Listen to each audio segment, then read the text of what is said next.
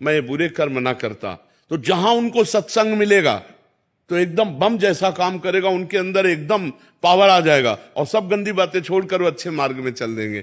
ऐसे हजारों लोग हैं जो आके यहां बताते हैं कि हम 2 वर्ष पहले सुधर गए हैं, आए आज हैं, सत्संग सुनकर 2 वर्ष पहले सुधर गए। तो वो सुधर कैसे गए? हमने थोड़ी कहा, उनकी चाह ने उनको सुधारा। उनकी चाह जो दबी हुई विषयों में थी, उसको पावर मिला सत्संग से, और उस चाह ने विषयों का त्याग किया और वो आगे बढ़ गए। बिना चाह के इस मार्ग में चलना कर, जुनून और जज्बा जरूरी है। हाँ बिल्कुल। महाराज जी, जो चाहते हैं उनसे अपना अनुभव शेयर किया जाए या फिर उनसे भी अनुभव अपना शेयर नहीं किया जाए? नहीं, जो चाहते हैं उनसे अपना अनुभव नहीं, उसको घुमा के शेयर किया जाए। जैसे हमने एक साधक से सुना कि जो नाम जप करता था उसके पास ये विपत्तियां थी, वो सब नष्ट हो गई। उसको बड़ा आनंद मिला। उसको हम कहे अपनी बात रहे, लेकिन घुमा के कह रहे। डायरेक्ट बात कहने में अपने को घाटा हो जाएगा। अपनी बात कहे, हमने उन संत से सुना और ये बात बहुत अच्छी लगी। अगर आप इसको करके देखें तो कई साधकों को बहुत इससे लाभ हुआ, ऐसे कहा जाता है। सीधे अपनी बात नहीं रखी जाती कि हमने ऐसा किया और हमको ऐसा लाभ हुआ, तो फिर आपका मार्ग बाधित हो जाएगा। क्योंकि कहीं ना कहीं अभी अहम है, अहम का नाश नहीं हुआ है। वो अहम घेरा बना देगा और आपकी साधना में विघ्न पड़ जाएगा। ये सूक्ष्म विषय है। आशीष केडिया जी। राधे राधे महाराज। राधे राधे महाराज जी। महाराज जी, आपके अनेकों दुर्लभ भागवतिक अनुभवों में कुछ विलक्षण घटनाएं ऐसी भी थी जिसमें श्री जी अथवा ठाकुर जी के दर्शन कुछ समय उपरांत अनुभव हो सके कि वो कोई देवीय थे या दिव्य थे। तो क्या धर्मपरायण संसारिक जनों को भी लाडली जी के ऐसे दर्शन हो सकते हैं जो ज्ञात ना हो पाए और बाद में अनुभव में आए, या भगवत प्राप्ति माना जाएगा सर? नहीं, भगवत प्राप्ति से नहीं माना जाता, कृपा मानी जाती है। पर भगवत प्राप्ति होती कि आपको देख रहे हैं, अनुभव हो रहा है, आप ही हैं जिनका हमने आराधन किया पूर्ण। उसमें छुपा छुपी का खेल नहीं होता। ये छुपा छुपी का खेल भगवत लीलाएं होती रहती हैं अपने दासों के साथ, पर साक्षात्कार ऐसे छुपा छुपी से नहीं होता। साक्षात्कार उसे माना जाता है नजरों से नजरें मिल रही, पूर्ण देख रहे हैं, बात हो रहे, भगवान की कृपा का अनुभव हो रहा। मेरे भगवान मेरे सामने खड़े, वो मेरे भगवान थे ऐसा नहीं होता। भगवान है, सामने अनुभव होता है। तो ये पहली बात तो भगवान किसी के साथ कर सकते हैं, उनका तो कोई नियम है नहीं कि भगवान आपसे नहीं मिल सकते। आप क्या नियम है भगवान से मिलने का? जीव के लिए नियम है कि आप ऐसे ऐसे चलो तो भगवान मिल जाएंगे, लेकिन भगवान तो किसी से भी मिल सकते हैं, कभी भी मिल सकते हैं।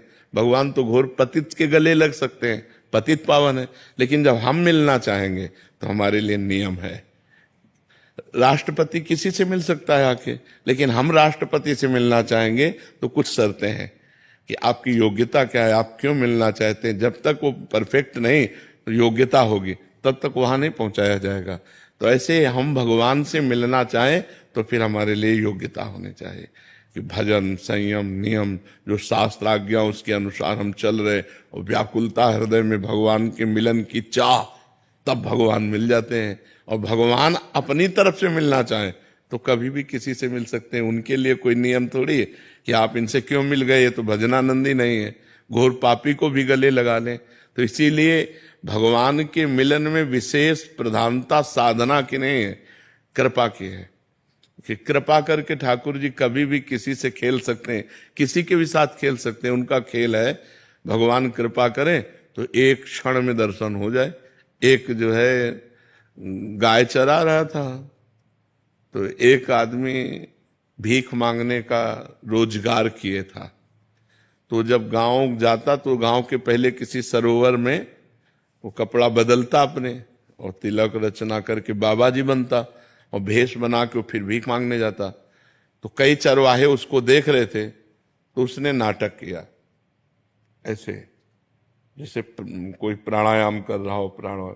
तो एक बहुत भोला भाला भगत वो नजदीक गया और कहने लगा, महाराज जी ऐसे करने से क्या होता है? तो उनका भगवान के दर्शन होते हैं। और वो तो नौटंकीबाज था, नाटक कर रहा था। और वो चला गया, और वो सीधा साधा चरवाहा पहले सरोवर में स्नान किया, और जैसे वो रकील खींचते थे वैसे रकील तिलक की खींची, और बैठ के पूरी नाक बंद कर ली। वो तो ऐसे केवल रखे थे, पूरी नाक बंद कर ली। अब सेकंडों में प्राणों की व्याकुलता बढ़ती है, तो आधा मिनट हुआ होगा प्राण व्याकुल, तो अंदर ही अंदर प्रार्थना करता जा रहा है कि उनको दर्शन दे दिए ऐसे करने से, और हमको दर्शन नहीं दिए। भगवान इतनी जोर से पकड़े था कि उसके प्राण निकल जाते हो, तो सीधा आदमी भगवान आके हटा दिए इसे। बोले तुम जानते हो वो नाटक कर रहा था। बोले हमारे गुरु को नाटकी कहते हो, अगर गुरु नाटकी होते इतनी जल्दी कैसे मिल जाते? तो श्रद्धा देखो ऐसी। तो आप कौन है? तो उनका मैं भगवान हूं। बोले अब हम कैसे जाने कि आप भगवान हो, हमने तो कभी देखा नहीं। अब हम अपने गुरु जी को लिवा के लाएंगे और वो कहें कि यही भगवान है तो हम मानेंगे। तो बोले लिवा लाओ। बोले ऐसे नहीं, तुम चले जाओगे। अपने गमछा से भगवान को पेड़ में बांधा और दौड़ते हुए गांव गया और बोला गुरुजी जैसे आप कर रहे थे वैसे हमने किया तो भगवान आ गए हैं, चलो केवल देख के तुम्हें बताना कि वही भगवान है कि नहीं। अब वो तो नाटक करता था, उसने कहा हाँ वही है वही है। बोले ऐसे नहीं, वहां चलो देख करके। अब उनको लाए, अब उसको तो दिखाई न दे, केवल गमछा पेड़ में लपटा दिखाई दे, भगवान तो दिखाई न दे। तो बोले बच्चा हम तुमसे सही बताएं, तुम बहुत पवित्र हृदय के हो, हम पापी आदमी हैं, हमें भगवान कैसे मिल सकते हैं? हम वो भगवान के दर्शन नहीं, हम वो नाटक कर रहे थे तुम्हारे दिखाने के लिए। तो उन्होंने भगवान से कहा कि प्रभु यदि मुझ जैसे गंवार को इनकी कृपा से मिल सकते हो तो प्रभु आप हैं। तो जो भी भगवान ने दिव्य दृष्टि दी तो उस भीख मांगने वाले को भी भगवान, तो देखो भगवान कृपा किए तो साधन रहित गाय चराने वाले को दर्शन दिया और नाटक करने दंभ पाखंड करने वाले को भी दर्शन दिया। तो भगवान कृपा करें तो अपने लोगों को सहज में दर्शन हो जाए, और अपने साधना करें तो बहुत कठिन है भगवान से मिलना। पर हम प्रयास करें तो कभी भी दया सिंधु दया कर सकते हैं, करुणा सिंधु कभी मान लो थोड़ी भी हमारे अंदर चाह आ जाए तो कभी भी करुणा कर सकते हैं, दया कर सकते हैं तो हम उन्हीं के बच्चे, जैसे हैं तो उन्हीं के, तो कृपा कर सकते हैं, मिल सकते हैं। आशुतोष स्वरूप जी, कैलाश आश्रम ऋषिकेश से। राधे राधे महाराज जी। महाराज जी, क्या साधु को दूसरों के लिए पूजा पाठ अनुष्ठान करने चाहिए? साधु है जिसकी दृष्टि में दूसरा कोई है ही नहीं। बहुनाम जन्म नावंते ज्ञानवान माम प्रपद्यते वासुदेवाश्रमित सा महात्मा सुदुर्लभा। जब तक जड़ चेतन जग जीव जत सकल राम मैं जान, ये अनुभव नहीं हुआ तब तक हमें और कोई कार्य नहीं करना, पहले यही कार्य करना है। पहले अपने को जीवन मुक्त करना है। जब जीवन मुक्त हो गया तो सर्वत्र भगवान पे क्या अनुष्ठान करना, किसके लिए अनुष्ठान करना? कोई दूसरा है ही नहीं, एक परमात्मा मात्र है। तो ये तो उपरोहित कर्म हो जाएगा, साधुता थोड़ी है, ये तो उपरोहित कर्म हो जाएगा। भक्तों के अनुष्ठान कराना, पूजा पाठ, फल रुपया पैसा लेना, वो उपरोहित कर्म है, वो कोई साधुता नहीं। साधुता में उदर पोषण के लिए माधुकरी वृत्ति, आकाश वृत्ति, ऐसे वृत्तियां, अजगर वृत्ति, ऐसी पवित्र वृत्तियां धारण की गई हैं। प्लेन लोग जैसे हैं कि जो प्रभु दे दे उसी से पालन होता है, न मांगना है, न कहीं दान पेटी है, न कहीं कोई फीस है। भगवान जो हमें दे देंगे उसी से हमारा भरण पोषण खूब चल रहा है। या माधुकरी वृत्ति, 4-5 घर मांग लिए, साधु को किसी को भय दिखा करके या किसी अनुष्ठान करा करके या कोई कार्य करके ये भरण पोषण करना साधु की वृत्ति नहीं है, ये तो सब पाखंड है। चाहे महाराज जी वो अगर पंडित से ही हो, अगर जैसे पंडित कुल से हो तभी भी नहीं कर सकता। क्यों? पर साधु को कुल से क्या लेना देना है? साधु एक अलग वस्तु हो गई। जाति पाति कुल कर्म धर्म व्रत संस्कृति हेतु अविद्या नासी। साधु को ये नहीं कहा जा सकता। साधु तो सिर्फ साधु है, साधु कुल वाला नहीं रह गया है। साधु तो भगवान का स्वरूप हो चुका है, वो अच्युत कुलगोत्री हो गया, वो भगवान का स्वरूप हो गया। बहुत सारे साधु महाराज जी ऐसा करते हैं तो वो अनुचित है, मतलब हाँ अनुचित है, अपने को नहीं करना चाहिए। दूसरे जो कुछ करें भगवान जाने, हम उनकी निंदा नहीं करेंगे। हाँ, आप साधु के लिए उचित, मतलब अगर प्रश्न हुआ तो उत्तर है साधु के लिए अनुचित है, ये धर्मयुक्त नहीं है, ये उसकी मर्यादा से विलग है। तस्मात् शास्त्रम प्रमाणमते कार्याकार्यो व्यवस्थितो। साधु के उदर पोषण के लिए ये जो वृत्तियां रखी गई हैं उन्हीं से अपना भरण पोषण करें, शास्त्र विपरीत भरण पोषण न करें। अब आपके पास वस्त्र नहीं है, किसी ने देखा दे दिया तो लपेट लिया, नहीं है तो दिगंबर घूम रहे हैं। हमने तो अपने आप को भगवान को दे दिया है। अगर वो वस्त्र मिल रहा है, हम किसी से वस्त्र मांगेंगे थोड़ी। वस्त्र दे दिया तो लपेट लिया, नहीं दिया तो दिगंबर घूम रहे हैं। भगवान दे ही देते हैं, ऐसी व्यवस्थाओं कर ही देते हैं। तो अब जो व्यवस्था, अब जैसे किसी व्यक्ति ने आपको 500 रुपए दिए तो आपको व्यक्ति से कोई परिचय नहीं पूछना, कोई मतलब नहीं रखना। अगर जरूरत है तो 500 रुपया ले लिया, भगवान ने दे दिया। अब उस व्यक्ति को धन्यवाद नहीं बोलना, उस व्यक्ति का चेहरा नहीं देखना कि दोबारा मिले तो फिर हम उससे, नहीं, निरपेक्ष वृत्ति रखनी चाहिए। निरपेक्षम मुनिम शांतम निर्वैरम समदर्शनम अनुब्रजाम्य हम नित्यम पूयत्यंगुरेण भी। जो निरपेक्ष है, किसी की अपेक्षा नहीं रखता, जो मननशील है, जो निर्वैर है, जो शांत है, जो समदर्शी है, वही साधु है। उसी की चरण रज के लिए भगवान कह रहे अनुब्रजाम्य हम नित्यम पूयत्यंगुरेण भी। तो साधुता एक बहुत सिंहवत है। चाह मिटी चिंता मिटी मनुआ बेपरवाह। किसी के अनुष्ठान कराने की जरूरत थोड़ी है, वो देख ले तो पवित्र कर दे समाज को। उसके शरीर से वायु निकल कर दूसरे शरीर को स्पर्श करे तो पवित्र कर दे। सुमिरन नाम पवित्र अति दरस परस अगनाश मम भक्ति युक्तो भुवनम पुनातु सतरत सतरत सा लोकांता देती तीर्थी कुर्वंत तीर्थानि। ये साधु है। साधु का जो स्वरूप है तीर्थी कुर्वंत तीर्थ, वह अनुष्ठान थोड़ी कराता है। उसके दर्शन स्पर्श संभाषण मात्र से लोक के लोग पवित्र हो जाते हैं। जी।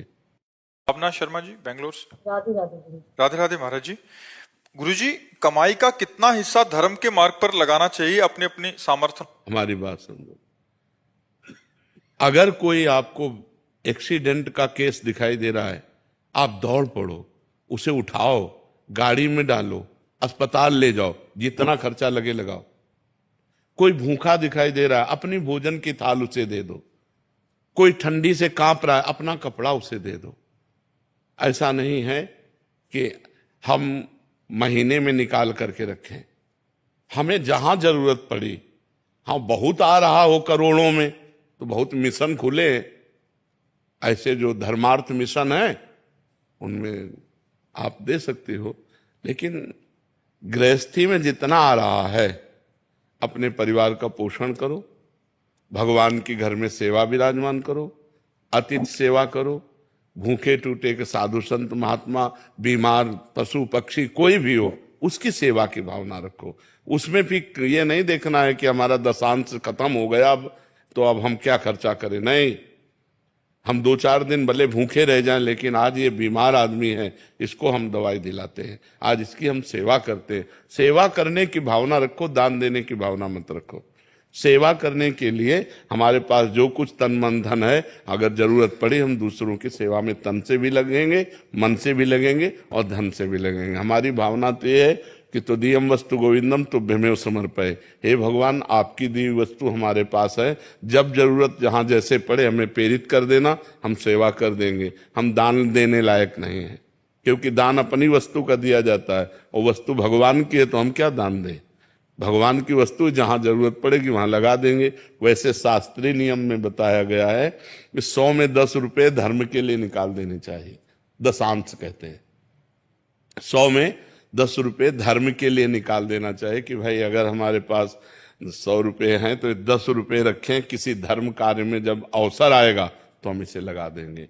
ऐसा शास्त्रीय। पर हम कह रहे हैं कि अगर हमें जरूरत है उसको 100 रुपया की दवा दिलाने की, हमने 10 रुपया निकाल कर तो हम 90 और लगा देते हैं। भैया तुम्हारी दवा 100 की है, तुम जाओ और खाओ और स्वस्थ रहो। ऐसे भावना से करना चाहिए। अगर दान वाले सिस्टम पे तो फिर अब उसको 90 कहां से चलो, तो हम 90 का घाटा सह लेंगे, हम तुम्हें पूरे 100 दे देंगे। आज तुम्हें बीमार हो, आज तुम्हें आवश्यकता है तो हम तुम्हारी सहायता करते हैं। ऐसी भावना रखनी चाहिए। वैसे शास्त्रीय नियम दशांश निकालने का है कि 100 में 10 रुपया निकाल के रख दे। कभी तीर्थ यात्रा, कभी साधु सेवा, कभी गौ सेवा, कभी बीमार सेवा, उनमें लगा दे। ऐसा इसलिए देने की बात छोड़ो, अपने परिवार का बढ़िया पोषण करो, लड़का बच्चा को बढ़िया पढ़ाओ लिखाओ और जरूरतमंद की सेवा कर दो। कभी कोई भूखा टूटा प्यासा बीमार ऐसा जरूरतमंद दिखाई दे तो उसे अपना भी वस्त्र दे दे, कोई बात। मतलब हम साल ओढ़े, कोई कांप रहा है तो हम तो घर में जाके दूसरी व्यवस्था कर देंगे, उसको उड़ा देते हैं। ये है सच्ची सेवा। कोई भूखा है, हम अपने हिस्से का भोजन उसको दे देते हैं, ये सच्ची सेवा है जी। आयुष जी भोपाल से, प्रियंका जी गुजरात से। महाराज जी आप दोनों का सेम प्रश्न है। आप कहना चाह रहे हैं कि आप अपने अंदर के सूक्ष्म अहंकार को कैसे पहचानें और मिटाएं। जब किसी दूसरे पे दोष दर्शन होने लगे तो समझना चाहिए हम में अहंकार बढ़ रहा है। जब हम किसी के दोष देखें तो अपने में गुणाभिमान होता है, तभी दूसरे में दोष दिखाई देते हैं। और इस अहंकार का नाश गुरुदेव के चरणों का आश्रय, संतों के पावन चरित्र पढ़ने से और भगवान नाम जप करने से ये अपने आप नष्ट हो जाएगा। गुरुदेव के चरणों का दृढ़ आश्रय हो, भक्तों के चरित्रों का गायन श्रवण हो और खूब नाम जप हो तो यह अहंकार मिटिया मेट हो जाता है। भक्त चरित्र सुनने से लगता है मेरे में क्या भक्ति है, इनमें जो महान भक्ति रही, ये जो भजन किए उसमें मेरा भजन कितना, तो अहंकार नष्ट होता है। जब गुरुदेव के चरणों का आश्रय लेते हैं तो ये होता है कि मेरे से जो साधना बन रही हो तो गुरु कृपा से बन रही है, और नाम जप करने से हृदय पवित्र होता है। तीनों से अहंकार नष्ट हो जाता है। गुरु चरणों का आश्रय, भक्त के पावन चरित्रों का पठन श्रवण और गुरु चरणों का आश्रय से बहुत जल्दी लाभ मिलता है। जो गुरु चरणों के आश्रय में नहीं है तो अहंकार तो पोसता ही रहता है, फिर वो बढ़ता रहता है। और नाम जप बहुत जल्दी हृदय को पवित्र करता है। 3 साधन है अहंकार नष्ट करने के लिए। इनको चाहे अपने अहंकार का नाश करना, ये 3 साधन स्वीकार कर ले, गुरु चरणों का आश्रय, भक्त चरित्र और नाम जप। आशु सिंह जी हनुमानगढ़ से। राधे राधे महाराज जी। महाराज जी जब नाम जप सिमरन करते हैं तो शरीर ही नाम जप करता है, मन कभी भूतकाल में चला जाता है, कभी भविष्य में चला जाता है, पर तो महाराज जी इधर उधर घूमता रहता है। ये इसको कैसे एक जगह हाजिर करते रहो? लग जाएगा। अभ्यास योग युक्तेन चेतसा नान्यगामिना। अभ्यास बनाओ, जहां जहां मन भाग के जाए उसे नाम जप में लगाओ, बार बार लगाओ। दीर्घ काल निरंतर सत्कार सेवितो दृढ़ भूमि। दीर्घ काल तक यदि ऐसा अभ्यास करोगे आदर पूर्वक तो दृढ़ हो जाएगा, मन लगने लगेगा। आप चिंता मत करो। ना मन लगने पर भी जो जबान से नाम लिया जाता है वही निष्पाप कर देता है। ये आप जी ने जो कहा था ना लिख कर नाम जो करो, हाँ। उससे फर्क पड़ने लगा है। हाँ, धीरे धीरे आ जाएगा, धीरे धीरे आ जाएगा। अभ्यास योग युक्तेन चेतसा नान्यगामिना। अभ्यास करते करते मन फिर स्वयं पकड़ लेता है भजन को। अब जैसे आप बिल्कुल ये नहीं कह सकते कि मन नहीं पकड़ा, कुछ मिनट तो पकड़ लिया है ना। अब अगर ना करो तो मन को बेचैनी होगी। उसने पकड़ लिया, धीरे धीरे और पकड़ाओ, 1 मिनट और पकड़ा है, 1 मिनट और, उसको धीरे धीरे धीरे अभ्यास में ले आओ तो 24 घंटे पकड़ लेगा। उसको अभ्यास में लाने की जरूरत है। नीरज गोयनका जी। राधे राधे श्री हरिवंश। राधे राधे महाराज जी। महाराज जी मेरी रुचि श्री कृष्ण नाम में ज्यादा है, लेकिन मैं कोशिश कर रहा हूँ एक नाम पर मन नहीं टिका पा रहा। कभी कृष्ण नाम जपता हूँ, कभी गोविंद, कभी नारायण, कभी राधा कृष्ण, कभी राधा गोविंद। महाराज जी मन भटकता रहता है, कोई एक नाम में कोई बात नहीं, तो कोई अच्छा बात नहीं, बहुत अच्छी दवा है। हमें इसे पहले संसार के चिंतन से हटाना। खास बात पकड़ो, हमारा मन करा गोविंद गोविंद गोविंद, कृष्ण कृष्ण कृष्ण, राधा राधा राधा, तो हमें संसार का चिंतन छुटाना खास बात है। आगे चल के हम एकाग्र हो जाएंगे, आगे चल करके कोई एक नाम अपने आप अधिकार प्राप्त कर लेगा। लेकिन अभी ऐसे जपो जैसे जप रहे हो।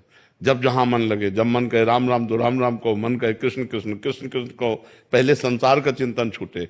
फिर वो बात एक आ जाती है एकाग्रता की प्रियता की एक नाम प्रिय हो गया, फिर उसी में हमारा मन लग गया। अभी तो ऐसे ही चलो जैसे चल रहे हो, खूब संसार का चिंतन छूटे, नाम भगवान का चले, ऐसा प्रयास करते रहो।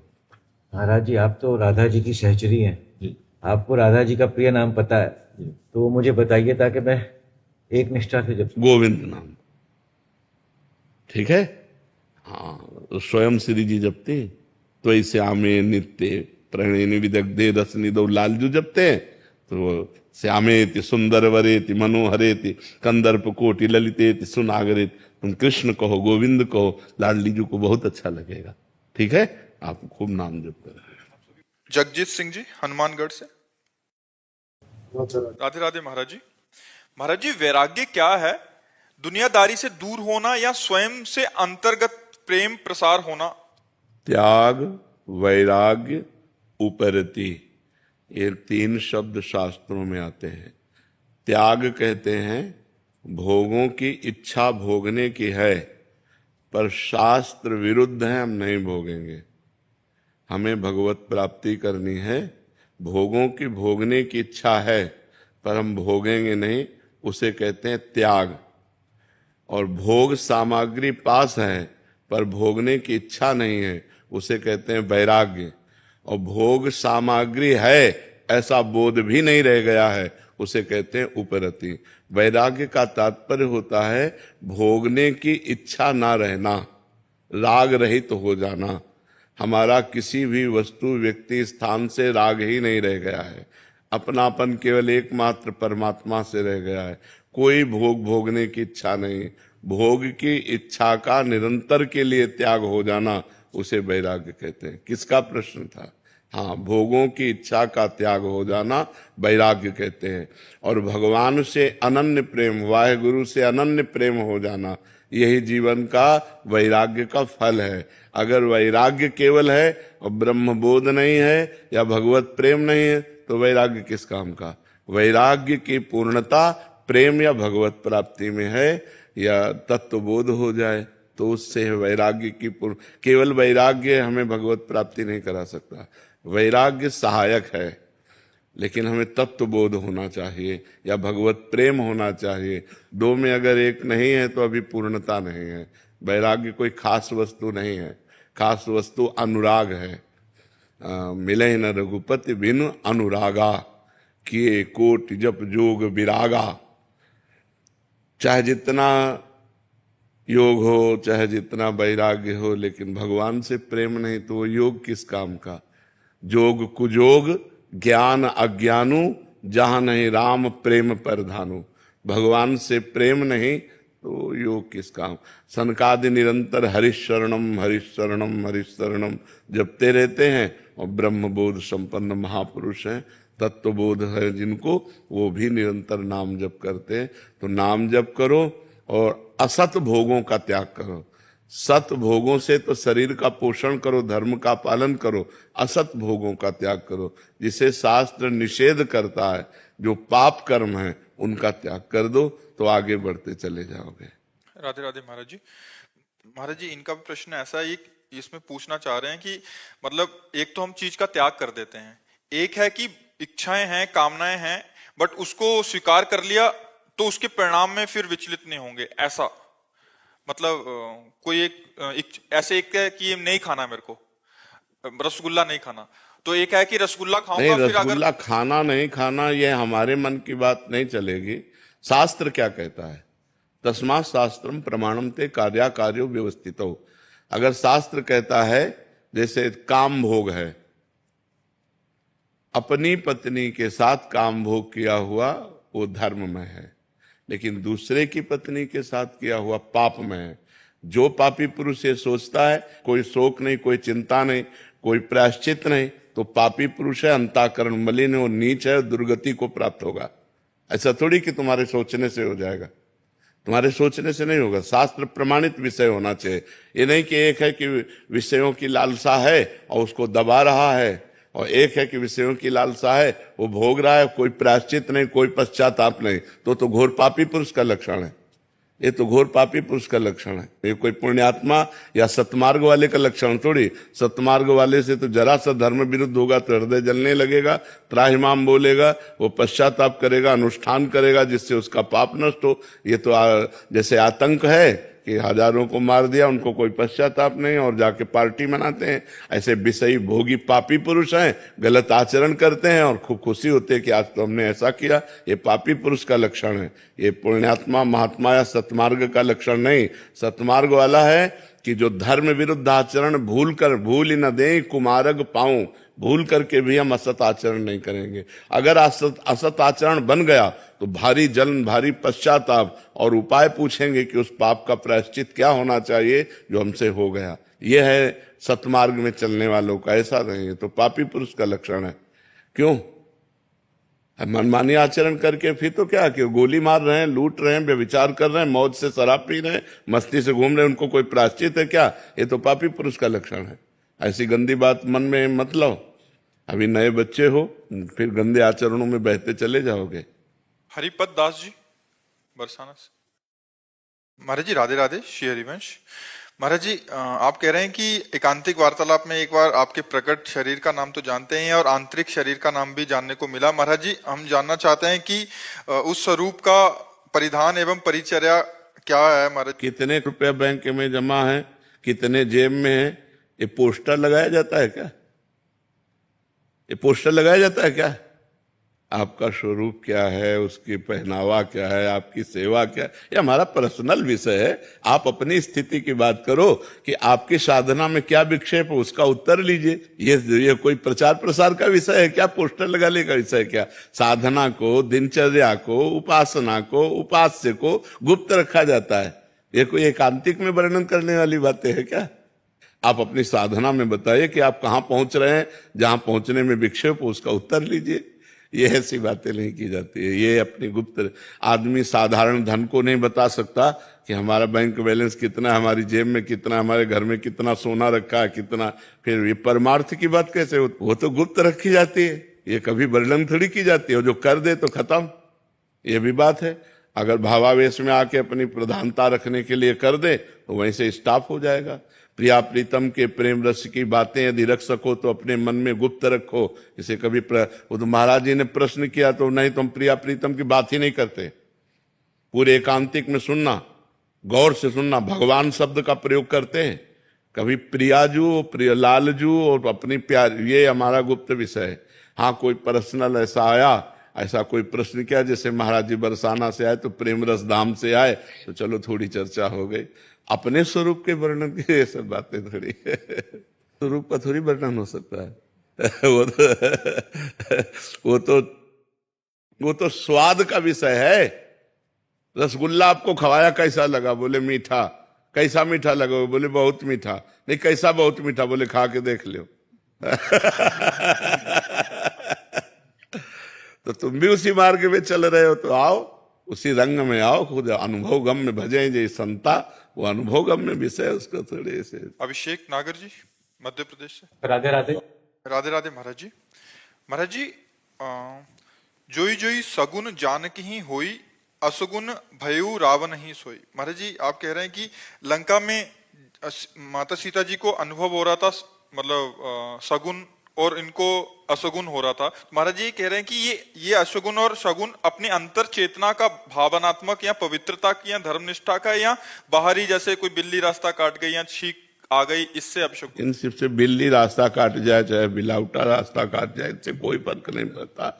वहां एक भागवतिक संकेत है कि जब स्त्री शरीर का बाम अंग फड़कने लगता है तो कुछ शुभ होने वाला है, और जब पुरुष का बाम अंग फड़कता है तो कुछ अशुभ होने वाला है, ऐसा संकेत होते हैं। तो बाम अंग फड़कने लगे जानकी जी के, तो उनको शुभ शकुन होने लगा कि,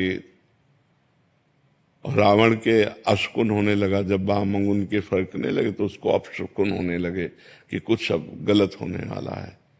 तो वहां संकेत मात्र केवल उसके लिए। बिल्ली में भगवान देखो कभी अपशकुन नहीं होगा। भगवान तो बिल्ली में भी विराजमान है। राधा राधा कहो, कोई बाधा नहीं। जब घर से निकलो तो राधा राधा राधा राधा राधा। जहां तुम्हें ऐसा लगे किसी ने छींक दिया, किसी ने अपशकुन कर दिया, किसी ने, तो वहां राधा राधा राधा बोलो। गांव में बहुत सी ऐसी प्रणालियां हैं, ये कोई शास्त्रीय नहीं है। शास्त्रीय ग्रह नक्षत्र हैं जो प्रतिकूल होने पर दंड देते हैं और अनुकूल होने पर सुख सुविधा देते हैं। तो समस्त ग्रहों की शांति के लिए भगवान का भजन करें। वो सर्वलोक महेश्वर हैं, उनके भजन करने से कोई ग्रह नक्षत्र प्रतिकूल होने पर भी प्रतिकूल फल नहीं देता, और भगवान से विमुख है तो अनुकूल होने पर भी अनुकूल फल नहीं देता। जो भगवान शंकर सहस विष्णु अज तो ही सकहि न राख राम कर द्रोही। तो हमें विचार करना चाहिए, और ये छींक और ये सब इन बातों पर ध्यान नहीं देना चाहिए कि बिल्ली रास्ता काट गई। बिल्ली में भी भगवान है, भगवान रास्ता काट गए, क्या फर्क पड़ता है? कुछ नहीं होता। नाम चल रहा है ना, सब मंगल होगा। और नाम नहीं चल रहा, चाहे जितने शकुन हो, अमंगल ही है। का हनुमंत विपत्ति प्रभु सोई, जब तो सुमिरन। बस खास बात यही पकड़ो, बिल्ली काटना विपत्ति नहीं है, भजन छूट जाना विपत्ति है। कहे हनुमंत विपत्ति प्रभु सोई, जब तो सुमिरन भजन न होई। शास्त्रीय वार्ता को स्वीकार करना चाहिए। ग्रामीण वार्ता तो बहुत ही विचित्र, खाली बाल्टी देख लिए, अब वो पानी लेने जा रहा कुआं में, हम घर से निकले, इसने खाली बाल्टी दिखा दिया, अब शकुन हो गया। अब गाली और लाज, अब शकुन बाद में होता, लाज जूता उसी समय शुरू हो गया। गांव की बातें तो ग्रामीण बहुत ही विचित्र बातें। गांवों की बातों में तो शास्त्रीय बात माननी चाहिए। राधा केसरी जी बरेली से। राधे राधे महाराज जी। गुरुदेव भगवान, हम रोज नियम से एकांतिक वार्तालाप सुनते हैं तो देखता हूं कि आपको बहुत प्यार करने वाले प्रिय भक्त हैं, उनके प्यार के आगे मेरा प्यार तो कुछ भी नहीं है, और अपने आप को बहुत छोटा महसूस करता हूं। गुरुदेव भगवान, इन सब भक्तों को देखकर हृदय में बहुत जलन सी होती है, ये जलन कैसे खत्म होगी महाराज जी? भक्ति का तो ये स्वरूप है कि अपने इष्ट को जब कोई प्यार करता है तो हम उसकी चरण रज माथे पे लगाते हैं। हमें ईर्ष्या नहीं होती, हमें जलन नहीं होता। जो हरिवंश को नाम सुनावे, तन मन प्राण तासु बलिहारी। जो हरिवंश उपासक सेवै, सदा सेवूं ताके चरण विचारी। यदि हमारे गुरुदेव से जो प्रेम करते हैं तो हमें ईर्ष्या नहीं होती, हमें उनकी चरण वंदना करने का मन होता है कि अहो भाग्य, धन्य भाग कि आप हमारे गुरुदेव की सेवा करते हैं, आप हमारे गुरुदेव की आज्ञा में रहते हैं, आप हमारे गुरुदेव को प्यार करते हैं, इसलिए हम आपको बहुत प्यार करते हैं, बहुत आदर करते हैं। भक्ति ईर्ष्या नहीं पैदा करती, भक्ति प्रेम पैदा करती है। तो ये गलत बात है, इसको हटाओ अंदर से, ये ठीक बात नहीं है।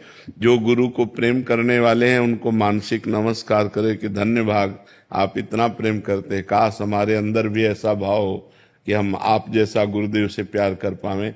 ये बात तो है, उनकी चरण वंदना करें, उनके प्रति सच्चे भाव रखें, ईर्ष्या न करें। ईर्ष्या करना भक्ति नहीं है, ये गलत है, ये शास्त्र विरुद्ध है, ये भक्ति विरुद्ध है। भक्ति ईर्ष्या नहीं कराती, भक्ति प्रेम कराती है जी। पर जी ऐसा भाव भी हो सकता है कि वो आगे निकला जा रहा है, मैं पीछे वहीं की वहीं रह तो गई। उसकी चरण धूल माथे पे रखो। वो आगे भजन में निकल रहा है तो उसकी चरण धूल माथे पे रखो कि तुम्हारा जैसा भजन। हमें ईर्ष्या करने, ईर्ष्या तो संसार में होती है, भक्ति में ईर्ष्या थोड़ी होती है। भक्ति में तो नमन होता है। अपने से बड़े भक्तों के तो चरणामृत पिया जाता है, जूठन पाई जाती है, उनकी चरण रज माथे पे लगाई जाती है, उनकी दास्ता स्वीकार की जाती है, ईर्ष्या थोड़ी की जाती है। अरे बड़े भक्तों की तो बात जाने दो, अगर कोई छोटा बच्चा भी काउंटर लिए राधा राधा जप रहा है तो हमारा मन होता है इसके चरण छुए, ये हमारी श्री जी का नाम जप कर रहा है, इसके हम चरण छुए।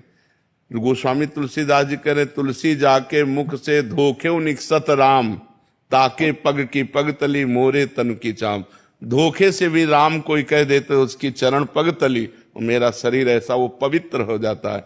तो भक्ति नम्रता सिखाती है, विनय सिखाती है, प्रणाम, उसका आदर, उसका सम्मान, ना कि ईर्ष्या। ईर्ष्या एक गलत बात है।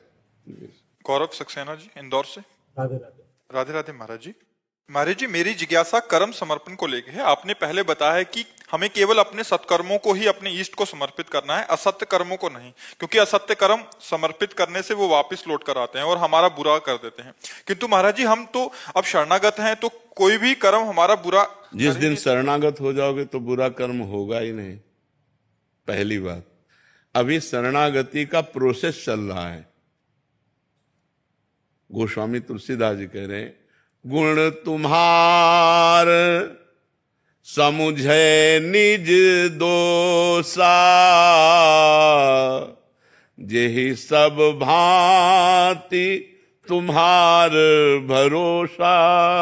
जिसे सब प्रकार से हे हरि आप पर भरोसा है, पर गुण तुम्हार समुझे निज दोषा। गुण है तो हे हरि आपका दिया हुआ है, और गलती हुई तो हमसे हुई। ये अभी शरणागति का प्रोसेस चालू, शरणागति नहीं हुई, शरणागति जिसकी हम शरण में, उसके सिवा हमारी स्मृति में कोई नहीं, तो पाप कर्म कैसे बन जाएगा।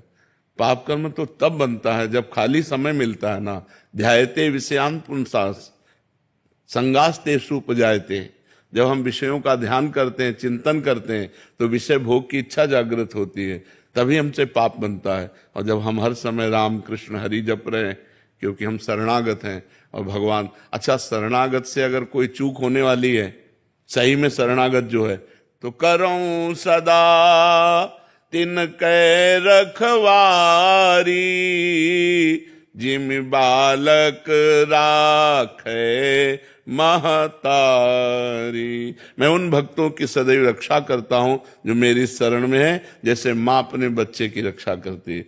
तो पाप कर्म की संभावना नहीं, अगर बन जाता है तो हम प्रायश्चित करते हैं, हम हृदय से पश्चाताप करते हैं, भगवान से विनय करते हैं, मेरे से गलती हो गई, और उस कर्म को नष्ट करते हैं भजन के द्वारा, ना कि जमा करते हैं।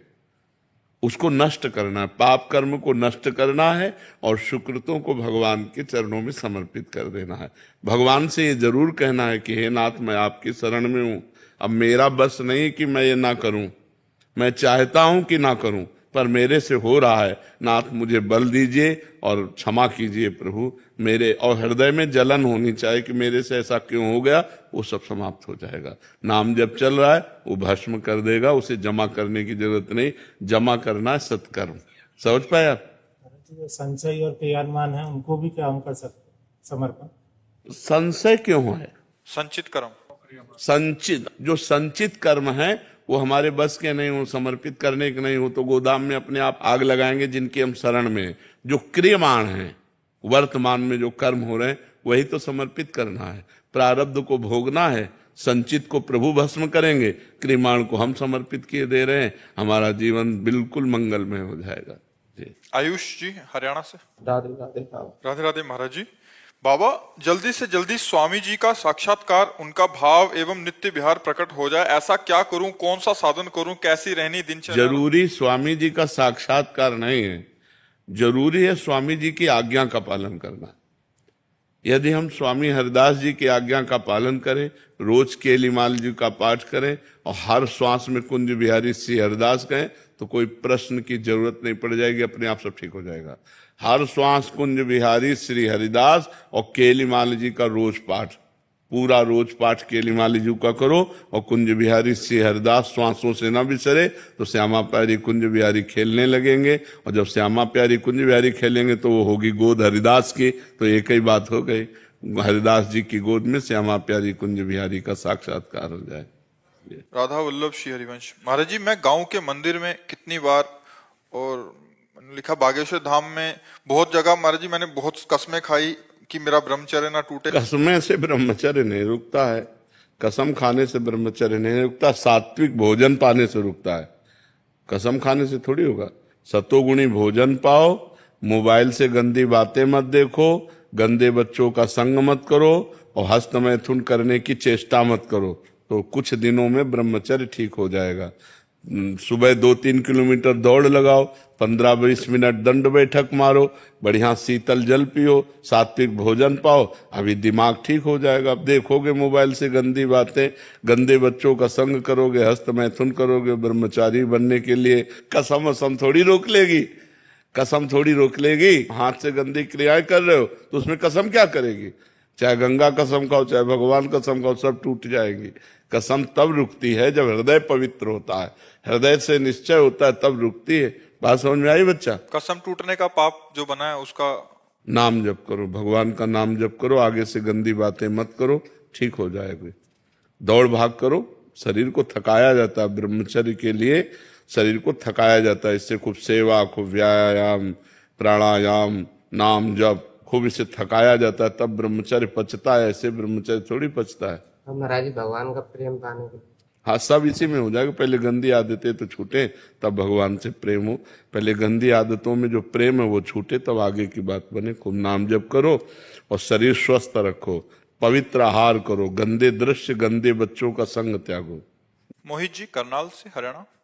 राधे राधे। राधे राधे महाराज जी। महाराज जी, कुछ दिन पहले आपने नाम की संख्या का वर्णन किया था। आपने बताया था कि 1 करोड़ नाम जप होने पर शरीर निष्पाप हो जाता है और 2 करोड़ पे धन का अभाव खत्म हो जाता है। महाराज जी, मैं इस स्थितियों को प्राप्त करना चाहता हूँ। महाराज जी, मुझे कोई एक नाम दे दो और उसका नियम या सावधानियां बता दीजिए। बस राधा राधा राधा राधा राधा राधा अपवित्र पवित्रो वा सर्वावस्थांगतो पिया स्मृत पुंडरीकाक्षम सवायाभ्यंतरा शुचि।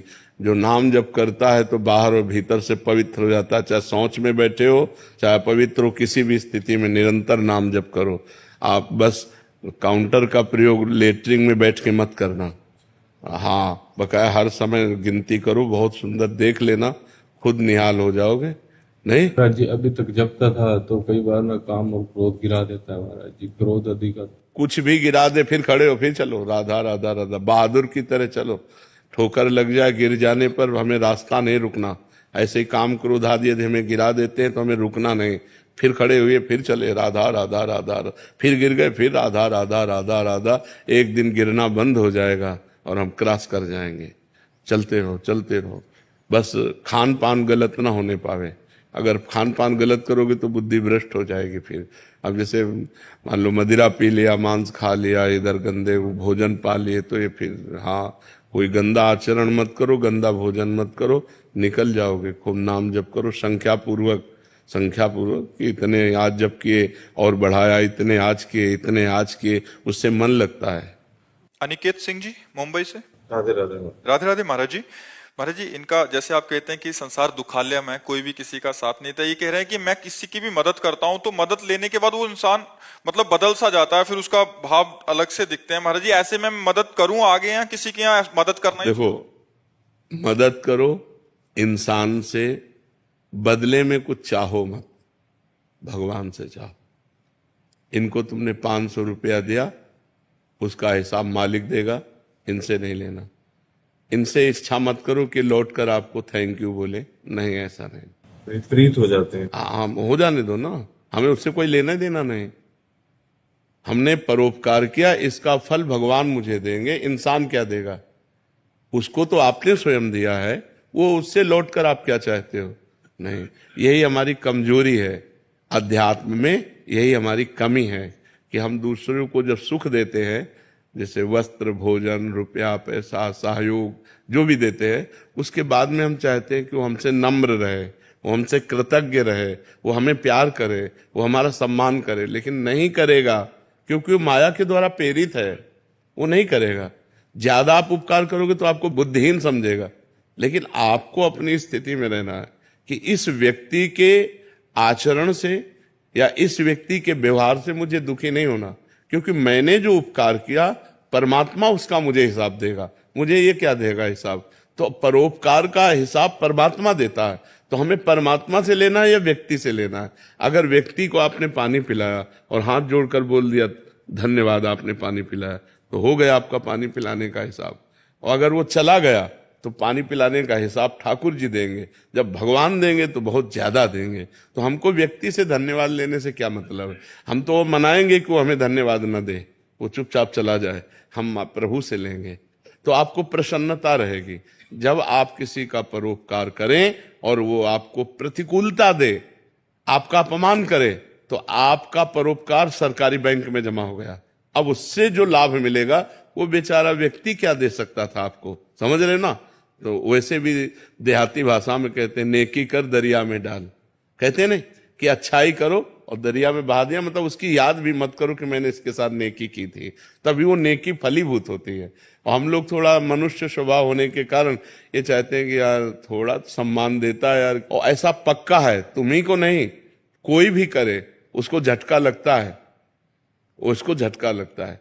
लेकिन परमार्थ क्या कहता है? तेरे से थोड़ी लेना है, मुझे तो मालिक से हिसाब लेना है, नेकी कर दरिया में डाल। जी। हेमंत सिंह जी जयपुर से। राधे राधे राधे महाराज जी, गुरुदेव प्रणाम। महाराज जी, मन में हमेशा ये प्रश्न रहता है कि मेरी उम्र में, मतलब 22-23 साल की उम्र में, क्या युवकों को पूजा पाठ, माला जप को अधिक महत्व देना चाहिए? बहुत बहुत, क्योंकि अगर इस अवस्था में नहीं किया ना तो किसी अवस्था में नहीं कर सकते। जैसे अब हम हैं, आप हमें पिस्तौल दीजिए और कह दीजिए चलाइए, तो हम नहीं चला पाएंगे, क्योंकि हमने कभी अभ्यास ही नहीं किया। समझ रहे ना? तो एक साधारण यंत्र है, वो अभ्यास ना करे तो नहीं चल सकता। अब हमें पता ही नहीं कि कहाँ से चलता है, कैसे चलता है, क्या है। तो आपने जीवन में कभी पूजा नहीं किया, कभी भजन नहीं किया, कभी भगवान से चित्त नहीं जोड़ा, तो आप बुढ़ापे पे थोड़ी जुड़ सकते हैं, क्योंकि अभ्यास नहीं किया ना। तो गंदी बातों का अभ्यास इस अवस्था में ज्यादा होता है। तो हमें चाहिए कि अपनी गंदी बातों को रोककर अच्छी बातों का अभ्यास करें, सद्गुण लाएं। भगवान की पूजा भजन में जब हम चित्त जोड़ेंगे तो हमारे अंदर अच्छाइयाँ आएंगी और बुराइयों का नाश होगा। तो बुराइयों का नाश हो और अच्छा आदमी बने, समाज की सेवा करे, राष्ट्र सेवा करे, परिवार की सेवा करे, यही मनुष्य जीवन का लाभ। देखो, आप जैसे नए बच्चे जब गंदी बातों में फंस जाते हैं तो ड्रग्स लेने लगते हैं, नशा करने लगते हैं। तो जवानी में यदि सद्गुण ना हो तो दुर्गुणों की बाढ़ आ जाती है और लोग गंदे आचरणों में उतर जाते हैं। जवान बच्चे माताओं बहनों की जंजीरें छीन लेते हैं, मोटरसाइकिल से निकले और ऐसे पकड़ा, अब वो गिरे चाहे मरे चाहे कुछ भी हो, चोरी करने लगते हैं, बुरे आचरणों में उतर जाते हैं। और अगर आप सच्चे अच्छे बच्चे बनेंगे तो आप जैसे बच्चे समाज का उद्धार कर देंगे। मान लो एक कोई भी पद मिल जाए, नेता बन जाओ, चाहे आप कोई पदाधिकारी बन जाओ, या आप साधारण पुरुष भी रहो, तो भी आप समाज का उपकार करेंगे। तो सद्गुण बिना भगवान के चिंतन से तो आएंगे नहीं। देखो, आप जब पूजा करोगे, भजन करोगे और आपको कोई शराब दे, कहोगे यार नहीं, मैं पूजा भजन करने वाला हूं, मैं ये सब लेने वाला नहीं हूं।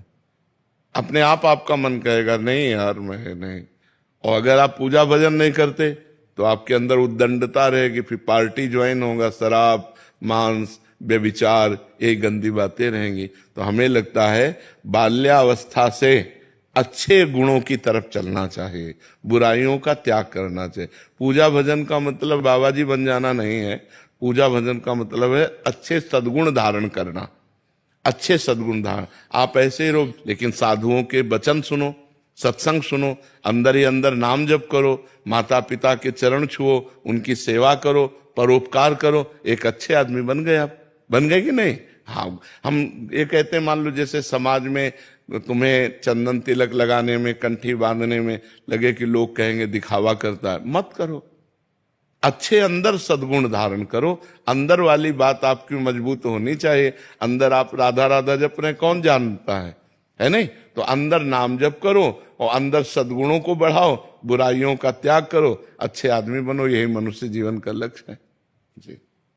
स्वामी राम राज्यम जी बरसाना से जी। राधे राधे महाराज जी। महाराज जी, श्रीमद भागवत जी के गोपी गीत इस बात का संकेत है कि गोपियों को भगवान श्री कृष्ण के ईश्वर तत्व का भान था। और श्लोक संख्या इसमें एक लिखा है कि वो कह रहे हैं कि तुम समस्त शरीरधारियों के हृदय में अंतर्यामी रूप से रहने वाले साक्षी हो। वह कह रहे हैं ना कि आप केवल यशोदानंदन नहीं हो, अखिल अखिल देहधारियों के अंतर में विराजमान परमात्मा हो। न खलु गोपिका नंदनो भवा अखिल देहिना मंत्रात्मदृक् विखन सार्थितो विश्व गुप्तये सख उदयवान सात्वताम कुले।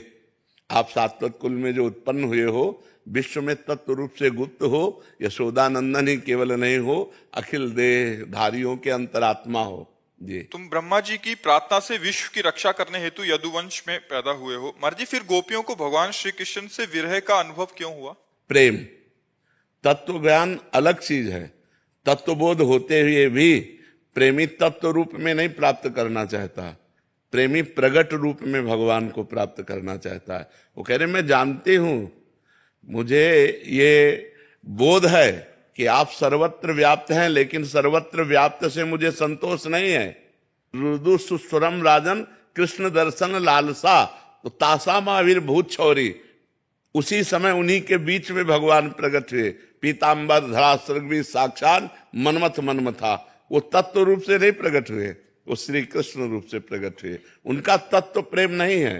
तत्व समझाने गए उद्धव तो कहते हम जानते हैं, लेकिन हमारा प्रेम जो श्री कृष्ण रूप से है, जित देखूं तित श्याममयी।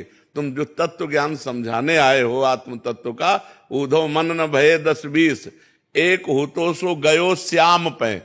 तो आत्म तत्व किसका समझा रहे? उन्हीं का समझा रहे। श्याम सुंदर की तो आत्म स्वरूप है, लेकिन प्रेमी तत्व रूप में नहीं, प्रेमी साक्षात रूप में प्राप्त करना चाहता है, यही प्रेम का स्वरूप है।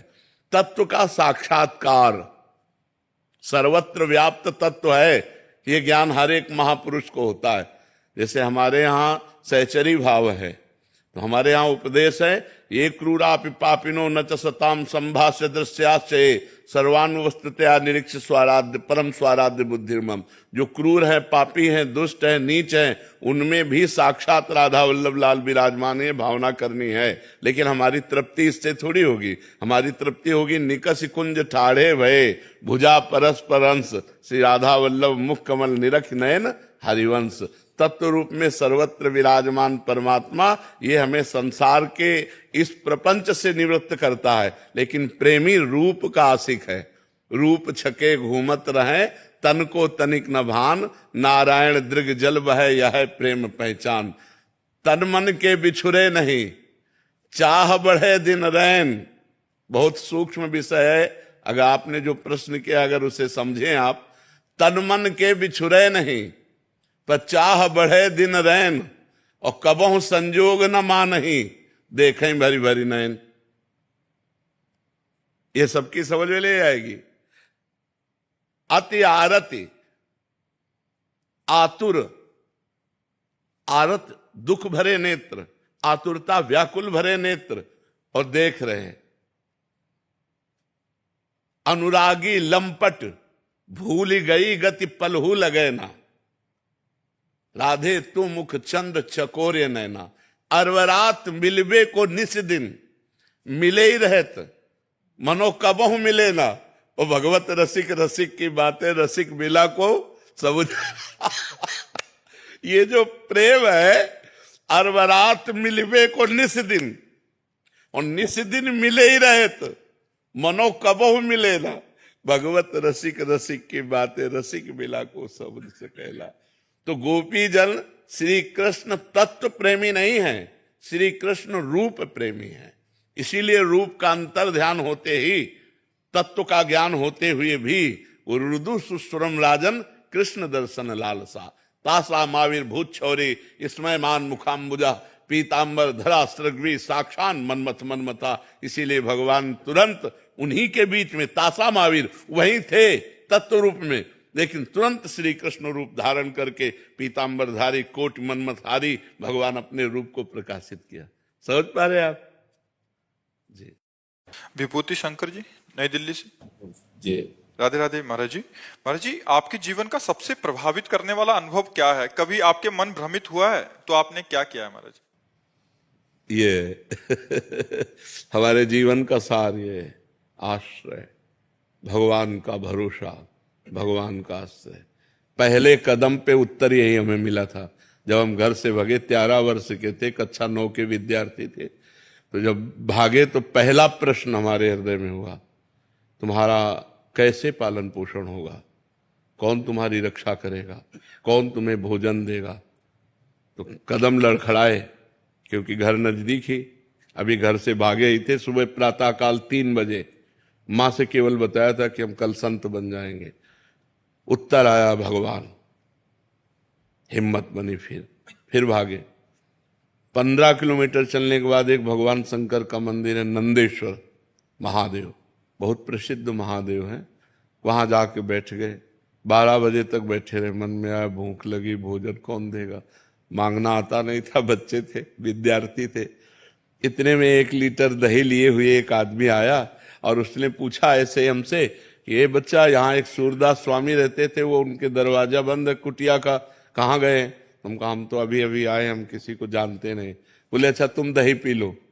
1 लीटर मीठा दही और गांव के दूध गढ़वा का लाल लाल दही ना, अरे पूरा दही पिया। और जब वो चले गए तो शंकर जी से ऐसे लिपट कर रोए कि आज मुझे विश्वास हो गया कि अब मुझे जीवन का पालन पोषण, इतना लंबा जीवन हो गया 13 वर्ष से लेकर अभी तक, तो मतलब 40-42 वर्ष तो हो ही गए, भगवान पार कर लाए। अब तो अंतिम फिल्म है कब कहा लीला समाप्त हो जाए। दोनों किडनी खराब है, रोज अतरे दिन डायलिसिस होता है, अब कब लीला समाप्त हो जाएगी। भगवान अब कब तक सेवा बदा है, जब तक आप लोगों की तब तक चला रहे हैं। नाम जब अगर होता रहे और बैठ के आसन पे नहीं हो तो नाम जप से मतलब बैठने खड़े होने से मतलब, चलते चलते हम नाम आड़े बैठे परे उताना, कबीर कहाँ हम राहे ठिकाना। हम खड़े हैं या बैठे हैं या चल रहे हैं या कैसे भी हैं, अगर नाम चल रहा है तो बात बन रही है। मैं नाम जप करता हूँ ना श्री जी की कृपा से। अभी 2 दिन पहले से आना था, एक भैया ने मुझसे कहा कि यूपी रहते, तो मैं उन्हें क्या जवाब दूंगा? कुछ नहीं, हमारी आदत हो गई अपने अनुभव नहीं बताने। ये बिल्कुल सब लोग बात समझ लो। यदि अपनी भक्ति के अनुभव बताओगे कि मैं निरंतर नाम जपने का अभ्यास कर रहा हूं, रुक जाएगा। ये बिल्कुल भयभीत होने की बात है कि अपने साधन को गुप्त रखे। हम कै बजे उठते हैं, कै बजे क्या दिनचर्या होती, किसी को पता नहीं होना चाहिए। अगर कोई देख भी ले कि आप तो इतने बजे उठते हो, आप नहाते हो धोते हो, वो प्रेशर आ गया था इसलिए चले गए थे, रोज का थोड़ी। हमको अपने को छुपाना है। छुपा लोगे तो आपकी भक्ति बढ़ जाएगी, विघ्न पड़ जाएगा, आपकी साधना में विघ्न पड़ जाएगा। ये हम अपने अनुभव से कह रहा हूं, अपने अनुभव। अपनी कोई बात जैसे बात बतानी है तो संतों की बात कह के बता दे कि ऐसा ऐसा संतों ने कहा है। हम अपनी बात कहते हैं कि हम ऐसा किए तो ऐसा नहीं, बहुत गुप्त रखना। ये परमार्थ है। जैसे अपने धन को हम गुप्त रखते हैं, ऐसे हम अपने भजन रूपी धन को, अपनी दिनचर्या को गुप्त रखें। दीपाली सिंह जी मुंबई से। राधे राधे महाराज जी। महाराज जी, जीवन में हर शुभ कार्य शुरू होने से पहले आखिर इतनी बाधाएं क्यों आती हैं महाराज जी? नहीं, ऐसा नहीं है। ऐसा नहीं है कि सबके जीवन में बाधाएं ही आती है, ऐसा भी नहीं है। बड़े शुभ कार्य होते रहते, पर हाँ, जब हम शुभ कार्य करते हो हमारा बुरा प्रारब्ध होता है, तब बाधाएं आती है। ऐसा नहीं कि हर आदमी के शुभ कार्य करने में बाधाएं ही आती हो, ऐसे नहीं, सबके अनुभव ऐसे नहीं है। हमारा प्रारब्ध बुरा है और हमने शुभ कार्य शुरू किया तो बाधाएं और विघ्न आ जाते हैं, और उन बाधाओं विघ्नों को निवारण करने के लिए विघ्नेश्वर हैं। इसीलिए हम प्रथम गजानन की पूजा करते हैं, गणेश भगवान की पूजा करते हैं, वो विघ्नराज है। अगर हम कोई शुभ कार्य प्रारंभ करते हैं तो गणेशाय नमः शुरुआत उन्हीं से होती। गणानां त्वा गणपति गं हवामहे, प्रियाणां त्वा प्रियपति गं हवामहे, निधीनां त्वा निधिपति गं हवामहे। सर्व विघ्न हारक गणेश भगवान है। गणेश भगवान का चिंतन करे, भगवान का चिंतन करे, मंगल भवन भगवान श्री हरि का चिंतन करे। कौन सा विघ्न? जिते विनायक शुभ अशुभ, विघ्न करे नहीं कोई, विघ्न करे नहीं कोई, डरे कलिकाल कष्ट भय, हरे सकल संताप, हरसि हरिनाम जपत जय। जिस समय भगवान का सुमिरन करते हुए कदम बढ़ाओगे, उस समय हर विघ्न नष्ट हो जाएगा। देखो, हनुमान जी विघ्न के पुंज में प्रवेश कर रहे हैं, लंका में विघ्न का पुंज है, सब कुछ विपरीत है वहां। एक विभीषण जी, त्रिजटा, एक दो को छोड़कर सब पूरे के पूरे राक्षसी स्वभाव के ही है। प्रविश्य नगर की जय सब काजा, हृदय राख कौशलपुर राजा। यदि हृदय में हम भगवान का चिंतन करते हुए कोई भी शुभ कार्य करें तो बाधा नहीं, हमें बाधा नहीं पहुंचा सकते। जहां राधा है वहां बाधा कहाँ है? जहां राधा वहां बाधा कहाँ है? खूब नाम जप करो, मंगलमय भगवान की जय बोलो और अपने कार्य में शुरू हो जाओ, तो कहीं कोई बाधा नहीं है। विजय श्री वही है जहां भगवान का चिंतन है, और जहां भगवान का चिंतन है तब तो माया है ही। अमित कुमार राज जी। राधे राधे महाराज जी। राधे राधे महाराज जी। महाराज जी, भगवत गीता या वेदों का सबसे महत्वपूर्ण संदेश क्या है? आज के जीवन के लिए सच्ची भक्ति और दिखावे की भक्ति में क्या अंतर है? पहला, हर शास्त्रों का एक ही संदेश है, अज्ञान का नाश करके अपने स्वरूप में स्थित हो जाओ, अर्थात भजन करके भगवत प्राप्त हो जाओ। भक्ति में भजन करके भगवत प्राप्त हो जाओ, ज्ञान में अज्ञान का नाश करके अपने स्वरूप में स्थित हो जाओ, अष्टांग योग में अपनी चित्तवृत्ति का निरोध करके परमात्मा प्राप्त हो जाओ। सब शास्त्रों का, सब साधनों का एक ही फल है। सब साधन कर यह फल सुंदर, प्रभु पद पंकज प्रीति निरंतर। अंतर रहित भगवदाकार वृत्ति, यही सब शास्त्रों का सार है। और आज हो चाहे कल हो, भक्ति का स्वरूप नहीं बदलता है, वही भक्ति का स्वरूप है।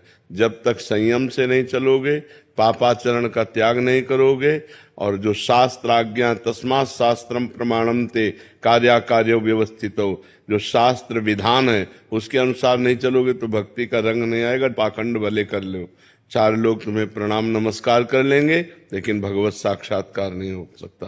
भगवत साक्षात्कार तभी हो सकता है जब इंद्रियां जो हमारी प्रकृति की तरफ जा रही, मना कष्टान इंद्रियाणी प्रकृति स्थान कर सती, उनको मोड़ करके परमात्मा में लगा दे। जितेंद्रिय हो, श्रद्धावान हो, निरंतर भजन परायण हो, सब कुछ प्राप्त हो जाएगा। अगर जितेंद्रिय नहीं है, श्रद्धावान नहीं, भजन परायण नहीं है तो पाखंड कर सकता है, ढकोसला नाटक कर सकता है, भक्ति नहीं है। भक्ति कोई साधारण वस्तु नहीं है। भक्ति अंतर की वृत्ति है। अगर वृत्ति भगवान में नहीं लगी और बाहरी ये भेष है तो इससे कुछ नहीं होने वाला। और बाहरी वेश भी है और अंतर से उद्देश्य भी है तो सोने पे सुगंध, फिर क्या कहना है। तो वेश में कभी कभी हम पाखंड का आश्रय ले लेते हैं, इसलिए बहुत सावधान रहना चाहिए। वेशधारी हरि के उर्शालय, यदि वेश केवल है, उद्देश्य नहीं है तो बहुत बड़ा समाज का हानिकारक व्यक्ति वो है, बहुत बड़ा भ्रष्ट हो सकता है, क्योंकि उसका उद्देश्य ही नहीं है जितेंद्रियता, भगवत भक्ति, शुद्ध ज्ञान। तो इसलिए सब शास्त्रों का एक ही है कि अज्ञान का नाश करके स्वरूप में स्थित हो जाओ, निरंतर भजन प्राण रहो। किसका, हाँ, आप समझ पा रहे हैं? विद्या और श्रुति जी, श्री हरिवंश महाराज जी। महाराज जी आपके चरणों में कोटि कोटि प्रणाम।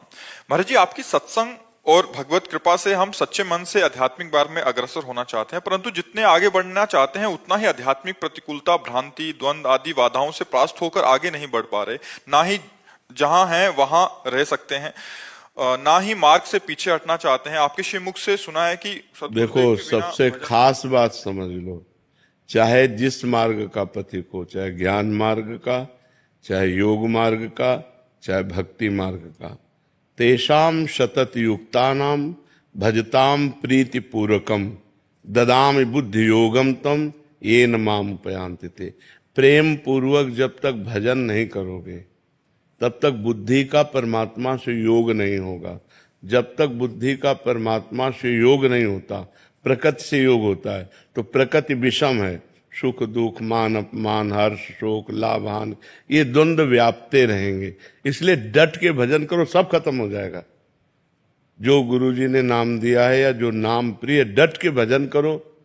बारी मथे घृत होए बरु, सिकता ते बरु तेल, बिनु हरि भजन न भवतरी, या सिद्धांत पेल।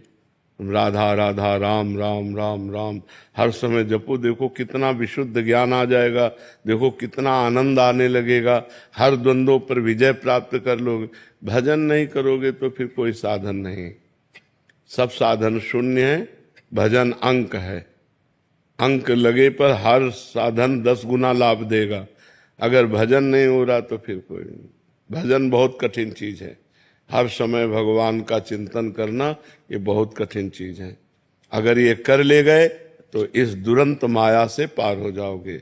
दैवी हेषा गुणमयी मम माया दुरत्या, ये जो भगवान की दुरत्य माया है, इससे पार वही हो सकता है जो भजन करता है, डट के भजन करता है, हट के भजन करता है। जो माया से, प्रपंच से हट के रात दिन भजन करता है, वो सब द्वंद्वों पर विजय प्राप्त कर लेता है। भजन के बिना सब अधूरी बात है। खूब भजन करो, किसका प्रश्न है? हाँ, भजन करो, सब ठीक हो जाएगा, सब ठीक हो जाएगा। और कुसंग ना होने पावे। अगर भजन हो रहा है और साथ में कुसंग हो रहा है तो ऐसा समझ लो कि गाय दूध देने वाली बढ़िया ले हम दूर रहे चलनी में। चलनी समझते ना, जिससे हम आटा छालते हैं, उसमें गाय दूर हैं। एक बूंद पीने को मिलेगा? नहीं मिलेगा, सब निकल जाएगा। तो आप नाम जप कर रहे हो, भक्ति कर रहे हो और व्यभिचार कर रहे हो, गंदे लोगों का संग कर रहे हो, गंदे दृश्य देख रहे हो, गंदी बातें कर रहे हो, तो चलनी में गैया दुहे और दोष दैव को दे, हरिगुरु कहो न मानई अपनो ही फल ले। वो मानो गाय को चलनी में दूरा कह रहा हमारे भाग्य में दूध नहीं लिखा है, कि पात्र बदल दे, पात्र सही पात्र में दो तो तुम्हारा भाग्य भी हो जाए। भाग्य से भजन नहीं होता, भजन करने से भजन होता है। भाग्य में भजन नहीं लिखा। भाग्य में 2 ही बातें लिखी, शुभ और अशुभ कर्म, पाप और पुण्य, उसका फल सुख और दुख, बस इतना ही लिखा है। जो नवीन कर्म करने के लिए हमें मानव देह मिला है, इसमें हम भाग्य को नहीं कोसते, इसमें हम इतने प्रवीण बनते हैं, इतने बलवान बनते हैं, रौंद दो भाग्य को और नए भाग्य की रचना करो। मनुष्य शरीर नए भाग्य की रचना के लिए मिला है, पुराने भाग्य से बर्बाद होने के लिए नहीं मिला। अब भजन नहीं हो, लोग कहते हैं जवानी में भजन करने के, जवानी कोई भजन करने की है क्या? जवानी ही भजन करने की है। अच्छा, बुढ़ापे में सोच भी लोगे तो क्या कर पाओगे? जवानी में सोचा और क्रिया में उतर गए। तो अगर नाम जब चलता होता, यार नहीं, दूसरों को बचाओ और खुद बचो, और अगर अपनी बुद्धि ठीक नहीं है, भजन परायण नहीं है, तो दूसरों को भी कष्ट देगी और खुद नरक भोगेगी, कष्ट भोगेगी। इसीलिए हम कहते हैं अध्यात्म के बिना मनुष्य राक्षस है, राक्षस रूप नहीं है, चिंतन राक्षसी हो जाता है। तो बहुत होश में, और ये होश बिना भजन के नहीं। अगर भजन करोगे तो होश में रहो, डर लगेगा। आपका चेहरा आ जाता है महाराज जी की महाराज जी ने ये कहा है, हाँ, ये नहीं कहा। हाँ, कल हमसे एक प्रश्न कर रहे थे कि जवानी में भजन करने की क्या आवश्यकता है? जवानी में ही है, क्योंकि इस समय उद्दंडता, बल, इंद्रियों में सब कुछ रहता है, हम कंट्रोल कर सकें अपने को। अब हमारी बुद्धि ड्राइवर है हमारे जीवन की। अगर बुद्धि शुद्ध है तो सही मार्ग पे चलेगी, और बुद्धि अशुद्ध है तो एक्सीडेंट करवा देगी, कहीं ना कहीं कोई न कोई घटना करवा देगी, पूरा जीवन बर्बाद हो जाएगा। इसलिए नाम जप करो। समस्याओं का समाधान भगवान है, इंसान नहीं है। भगवान हर समस्या का समाधान है। वो कर तुम अकर तुम अन्यथा कर तुम सर्व समर्थ है। भगवान को लेकर चलो। अब आप बड़े गर्व से घर से निकले, लौटोगे कि नहीं क्या भरोसा?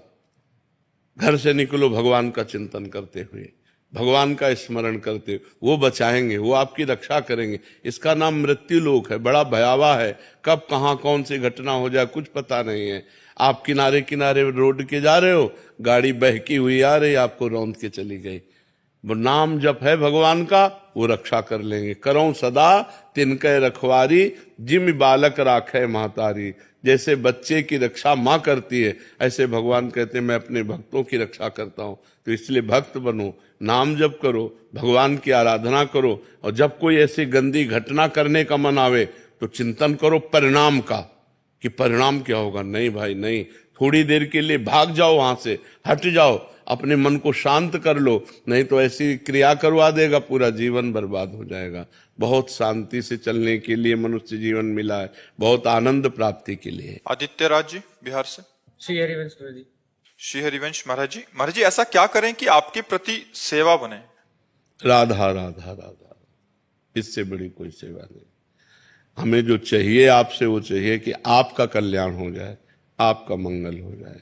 राधा राधा राधा, बस ये चाहिए।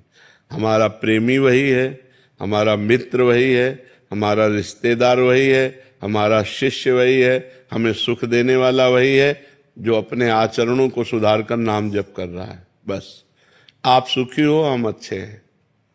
नहीं, हमारा बैठना किस काम में आया, हमारा बाबा जी बनना किस काम में आया? अगर आप लोग अच्छे आचरण स्वीकार कर रहे हैं, आप सही चल रहे हैं, तो हम अपने को धन्य मान रहे हैं कि हमारा साधु वेश धारण करना धन्य हो गया, हमारा जीवन धन्य हो गया, कि 4 लोग सही ढंग से हमारे आदेशानुसार चल रहे हैं। यही प्रसन्नता हमको चाहिए कि आप अपने आचरण सुधारो, आप अपने माता पिता को सुख दो, आप नाम जप करो, स्वस्थ रहो, सुखी रहो। यही हमारी भेंट है, यही हमारे को सुख देना है। हम आपके सत्संग की प्रभाव से ही हमारे इष्ट में दृढ़ता, निष्ठा तीव्र हो रही है महाराज। ना हम हमारे इष्ट को छोड़ सकते हैं, ना आपको छोड़ सकते हैं। आपका जैसे मन हमारा जैसे समर्पित हुआ है, वैसे वहाँ मतलब कहीं पे भी ऐसा हुआ नहीं है। तो अभी हम इसी दुविधा में है कि आगे कैसे बढ़े, हम जैसे कि रुक का गया है। बिल्कुल नहीं रुकना, आगे बढ़ना है। हम आपके मित्र हैं, जो आपको साधना दी वो आपके गुरु हैं। जो साधना है वही आपको करनी है, हमसे केवल सलाह ले लो और आगे बढ़ो। बात समझ रहे हो? जैसे रास्ते में मित्र मिल जाते हैं तो हम आपके सत मित्र हैं। सद आज्ञा, सद मार्ग, जिस मार्ग में चल रहे उसी को वहीं पुष्ट करना, नष्ट करना नहीं। जहां हो वही मार्ग चलो। जिनको गुरु बनाया है उन्हीं को गुरु मानो, हमें अपना दोस्त मानो। कि जब परमार्थ में कोई समस्या आई तो अपने दोस्त से पूछ लिया। हम सबके मित्र हैं, हम सबके मित्र हैं। आप हमसे सलाह लीजिए, जो हमें गुरु प्रताप से ज्ञान है वो हम आपको ज्ञान देंगे। चलो अपने मार्ग में, जो जहां जुड़ा है वहीं चलो, जो नहीं जुड़ा है, जुड़ना चाहते हो जुड़ जाओ, जो जुड़ा है जहां जुड़ा है वहीं चलो। हमारा मकसद अपना बनाना नहीं है, हमारा मकसद आपको भगवान तक पहुंचाना है। आप हमारे बन के चलो, चाहे आप किसी संत के बन के चलो, चलो आप परमार्थ पे चलो, अच्छे बनो, भगवान को प्राप्त हो। तो गुरुजी कृपा करें कि बाधाएं मिट जाएं और ये अज्ञान रुके। हम ये थोड़ी कि कहीं प्रवचन सुने तो अपनी गुरु निष्ठा इष्ट निष्ठा को छोड़ दें। प्रवचन का मतलब है पावर। हमें पावर मिला, मार्ग मिला तो हम और दौड़ते हैं उसी मार्ग में। अब जैसे हमारे पास वाहे गुरु जपने वाले आते हैं तो हम कभी उनको नहीं कहते कि आप राधा जपो। हम भी बोलेंगे आप वाहे गुरु ही जपो, जिससे आपका मार्ग पुष्ट हो। क्योंकि वही वाहे गुरु है, वही राम है, वही कृष्ण है, वही राधा है, वही सब एक ही परम तत्व है। हम जहां लगे हैं वहीं चले। ये नहीं कि आप हमारा प्रवचन सुनकर अपनी गुरु निष्ठा को छोड़ दें, अपनी इष्ट निष्ठा को छोड़ दें। नहीं, आप अपनी गुरु इष्ट निष्ठा को बढ़ाएं। नहीं तो हमारा सत्संग का मतलब क्या रहा? हमारे संग का मतलब लगा मार्ग रुक जाए आपका, फिर तो हमारा संग कहाँ हुआ, फिर तो कुसंग हो गया। मार्ग बढ़े आपका, जहां आप हो उत्साह हो जाए और आप और उत्साह से उसी मार्ग में बढ़े। अनूप जी। राधे राधे महाराज जी। गुरुदेव, मन शांति रहे और भगवान का नाम जप होता रहे, बट कभी कभी मन अशांत और विचलित सा हो जाता है जप करने पर भी। चिंतन, जब तमोगुणी चिंतन होगा तब मन अशांत और विचलित हो जाएगा, और जब रजोगुणी चिंतन होगा तब मन भोग, मान, प्रतिष्ठा, रुपया, पैसा इसका चिंतन करेगा, और जब सतोगुण होगा तब वो शांत होकर भजन में लग जाएगा। तीनों गुणों का अपना प्रभाव है, पर हम भजन को न छोड़ें तो रजोगुण और तमोगुण को दबाकर सतोगुण बढ़ेगा और उसकी स्थिति बनी रहेगी, तो हमारा भजन आगे बढ़ता चला जाएगा। हमारा भोजन इसीलिए सात्विक होना चाहिए, प्याज लहसुन तक भी नहीं पाना चाहिए, क्योंकि ये तमोगुणी होते हैं, इससे तमोगुणी की वृद्धि हो जाती है। सतोगुण बढ़ाने वाला भोजन, सतोगुण बढ़ाने वाला पेय पदार्थ, सतोगुण बढ़ाने वाला संग और सतोगुणी शास्त्र, तब हमारा सतोगुण बढ़ेगा, जिससे हमारा चिंतन बहुत बढ़िया होने लगेगा। अगर हमारा चिंतन शांत होकर होने लगा और आनंद मिला भजन का, तो फिर रजोगुण तमोगुण की परवाह नहीं होगी, फिर वो भजन चलने लगेगा। अभी तीनों गुणों के अंतर्गत हम है ना, त्रिगुणातीत तो हुए नहीं, तो इसीलिए इनका प्रभाव पड़ता रहता है। कभी विक्षेप पड़ गया, कभी मन नहीं लग रहा, कभी अशांति, कभी भोग अच्छे लग रहे हैं, कभी भगवान अच्छे लग रहे हैं। ये दशा चलती रहती है। जब सिद्ध हो जाता है भजन, तब फिर वो त्रिगुणातीत हो जाता है, फिर उसका भजन बाधित नहीं होता। इसलिए खूब नाम जप करो, अशांत स्थिति में भी नाम जप करो। अगर हम अशांत है, भोजन पा रहे हैं तो पेट भरी जाएगा ना, तो अशांत स्थिति में भी यदि नाम जप कर रहे हैं तो भाव कुभाव अनख आलसहु नाम जपत मंगल दिश दशहु। दशों दिशाओं में मंगल ही होगा, चाहे जैसी परिस्थिति हो, नाम न छोड़ना, ये सब ठीक हो जाएगा। सिजल सेठी जी मैंगलोर से। श्री हरिवंश महाराज जी, आपके चरणों में कोटि कोटि प्रणाम।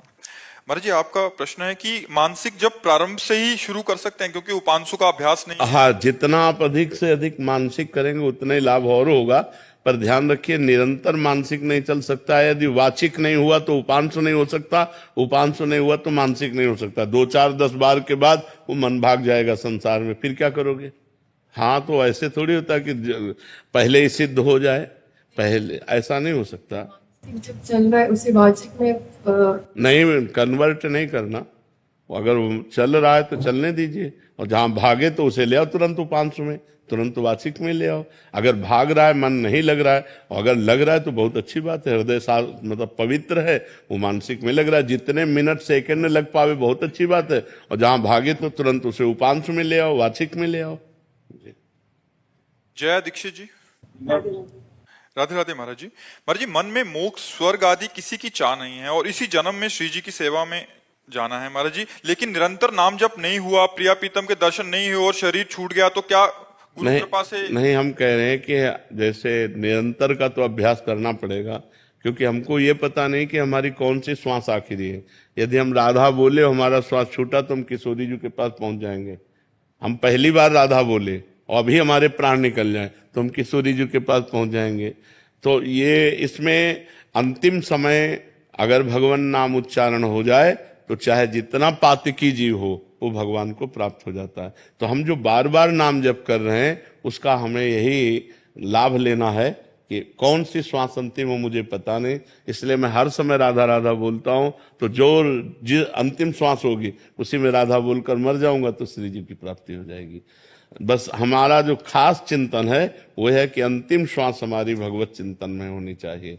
तो इसीलिए हम अभ्यास कर रहे हैं। और जो जीवन भर भजन करता है और अंतिम समय बेहोश हो जाता है, मरने के समय मान लो नाम जप नहीं हो पाता, तो फिर पूरे जीवन के भजन का फल उसे मिलता है कि अंतिम समय उसके हृदय में निकल पड़ता है राधा राधा, बेहोश स्थिति में निकल पड़ता है और वो भगवान को प्राप्त हो जाता है। ये जीवन के बड़े बड़े महापुरुषों के, इसलिए खूब नाम पे लगो। ये प्रमाद मत रखो कि नाम जप नहीं होता। क्यों नहीं होता? नाम जप तो ऐसे राधा राधा राधा राधा राधा राधा राधा राधा राधा राधा राधा राधा, फिर धीरे धीरे और इसको लाओ।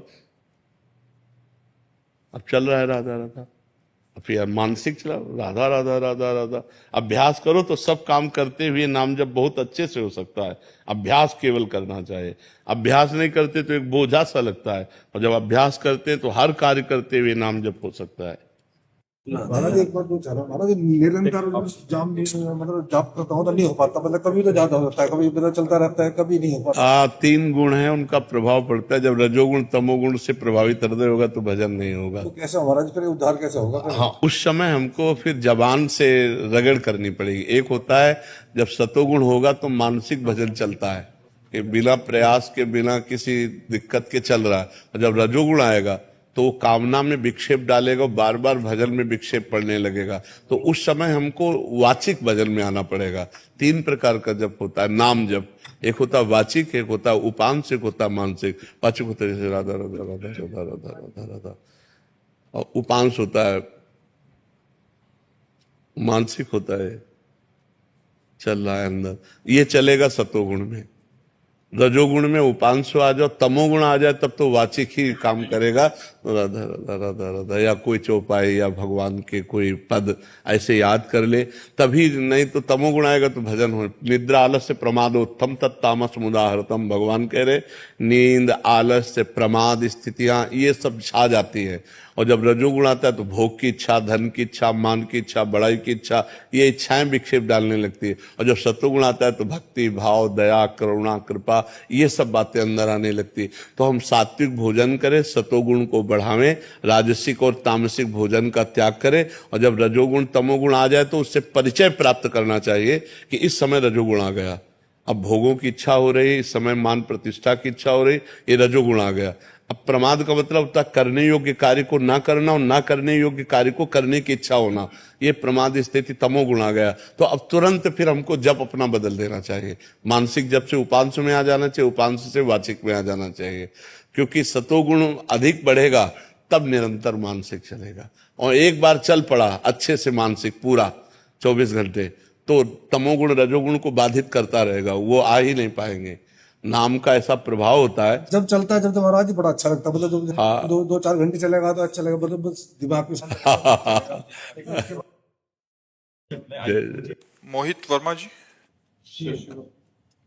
महाराज जी, हमारे घर में हम सभी चाहते हैं कि हमारी संतान के रूप में एक महान भक्त प्रकट हो, उसके लिए हमें क्या करना पड़ेगा? आराधना खुद करनी पड़ेगी। जब तक माता और पिता भक्त नहीं होंगे, भगवान के चिंतन परायण नहीं होंगे, सतोगुणी नहीं होंगे, तब तक भक्त संतान कैसे? तो बड़े भाग्य होते हैं। कुलम पवित्रम जननी कृतार्था वसुंधरा पुण्यवती चैन, वो भूमि पावन हो जाती है, वो कुल पावन हो जाता है, वो माँ जय जयकार करने योग्य हो जाती है जिसके पुत्र भगवान का भक्त पैदा हो।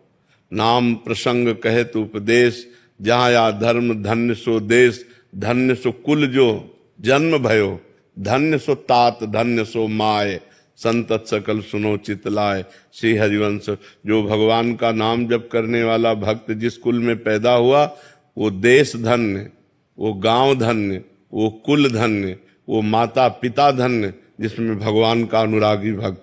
तो इसलिए कुछ नियमों का पालन अगर करे और भगवान का भजन करे तो भक्त संतान होने की संभावना है, वो भी भगवान की कृपा से।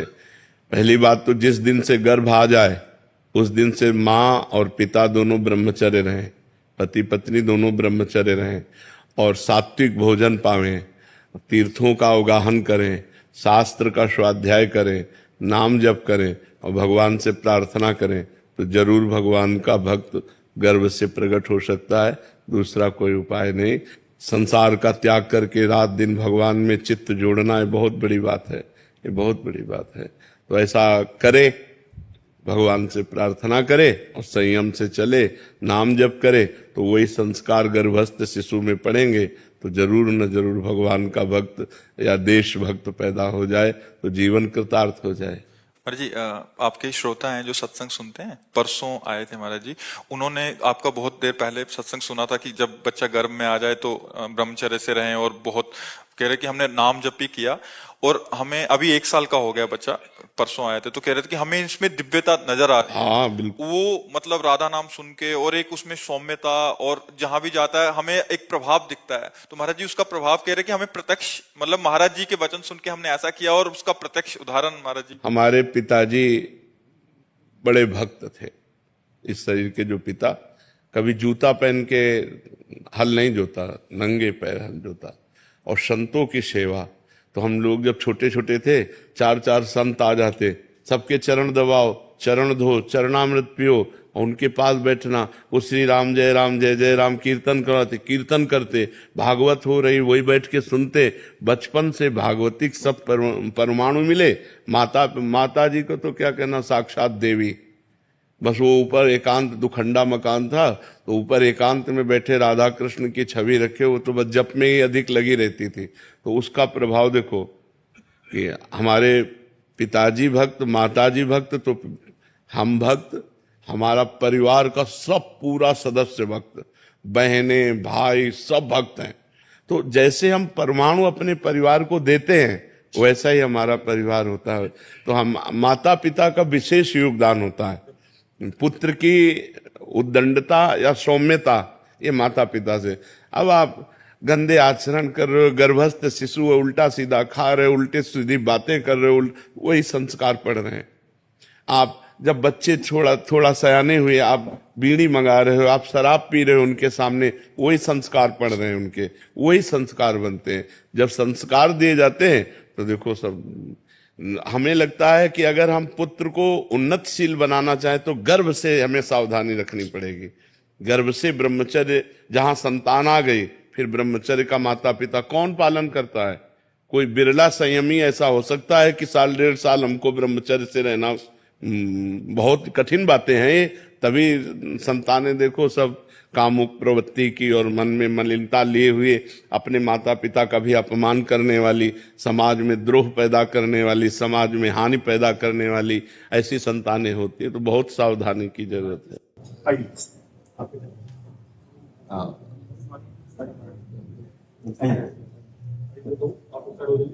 हम आपकी ऊर्जा लेने के लिए ही आए हैं, आपके दर्शन।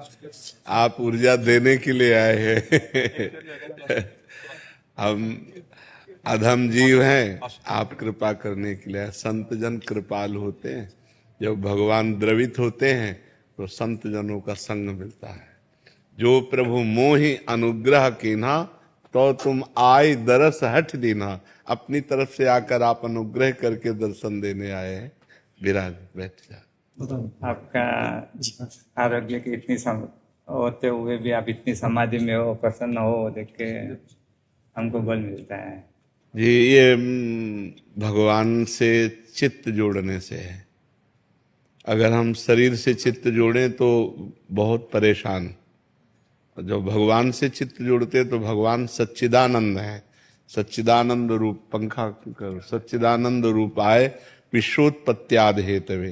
जो सच्चिदानंद है उनसे जब चित्त, तो आनंद में चित्त बना रहेगा। और शरीर नाशवान है, परिवर्तनशील है, दुख में है, इसमें चित्त नहीं देना। इसको गंभीर भाव से सहना है। तितिक्षा तास तितिक्षस्व भारत, मात्रा स्पर्शास्तु कौन्ते, शीतोष्ण सुख दुखदा, आगमा पाइनो अनित्यास, तास तितिक्षस्व भारत। इन्हें शांत भाव से सहना है। भीषण कष्ट में भी हम कष्ट रहित हैं। हमारा स्वरूप इससे अलग है। ये कष्ट भास रहा है नहीं। जैसे रस्सी में सांप भासता है, होता नहीं। जैसे मरुभूमि में जल भासता है, होता नहीं। ऐसे ही शरीर आसक्ति के कारण कष्ट भास रहा है नहीं। हमारा स्वरूप आनंदमय है। किसी भी अस्त्र की शस्त्र की ताकत ही नहीं कि हमें छेद सके, भेद सके। अक्लेद अशोच से नैनम छिन्नन्ति शस्त्राणि, नैनम दहति पावका, न चैनम क्लेदयन्त्यापो न शोष्यति मारुता। यही अनुभव करना है। केवल प्रवचन करने से दुख दूर नहीं हो सकता, केवल प्रवचन सुनने से दुख दूर नहीं हो सकता, अनुभव से होगा। हमें अपने को इससे अलग देखना है। खाते पीते उठते बैठते चलते फिरते इससे अलग रहना है। हमारा और इसका बहुत अंतराय है। ये विनाशी है और हम अविनाशी हैं। ये परिवर्तनशील, हम एक रस हैं। ये जड़ है, हम चैतन्य घन हैं। हम साक्षी हैं, इसके दृष्टा हैं। बस देख रहे हैं इसमें क्या हो रहा है। जो हो रहा है वो पहले से निश्चित है, कुछ नया नहीं हो रहा है। बस हम तो मगन है आनंद मगन। अब इसके विषय में पढ़े तो फिर बड़ा प्रपंच है इससे एकदम अलग रहे। समझ रहे हम, पण वो आचरण धीरे धीरे आचरण नहीं कर रहे, समझ रहे हैं सब जी। बस प्रवचन तो बहुत हो रहे हैं, प्रवचन सुने भी जा रहे हैं, लेकिन उनको उतारना जीवन में सबसे बड़ी बात है। और उतारने के बिना सब व्यर्थ है। नायमात्मा प्रवचनेन लभ्या न मेधया न बहुना श्रुतेन।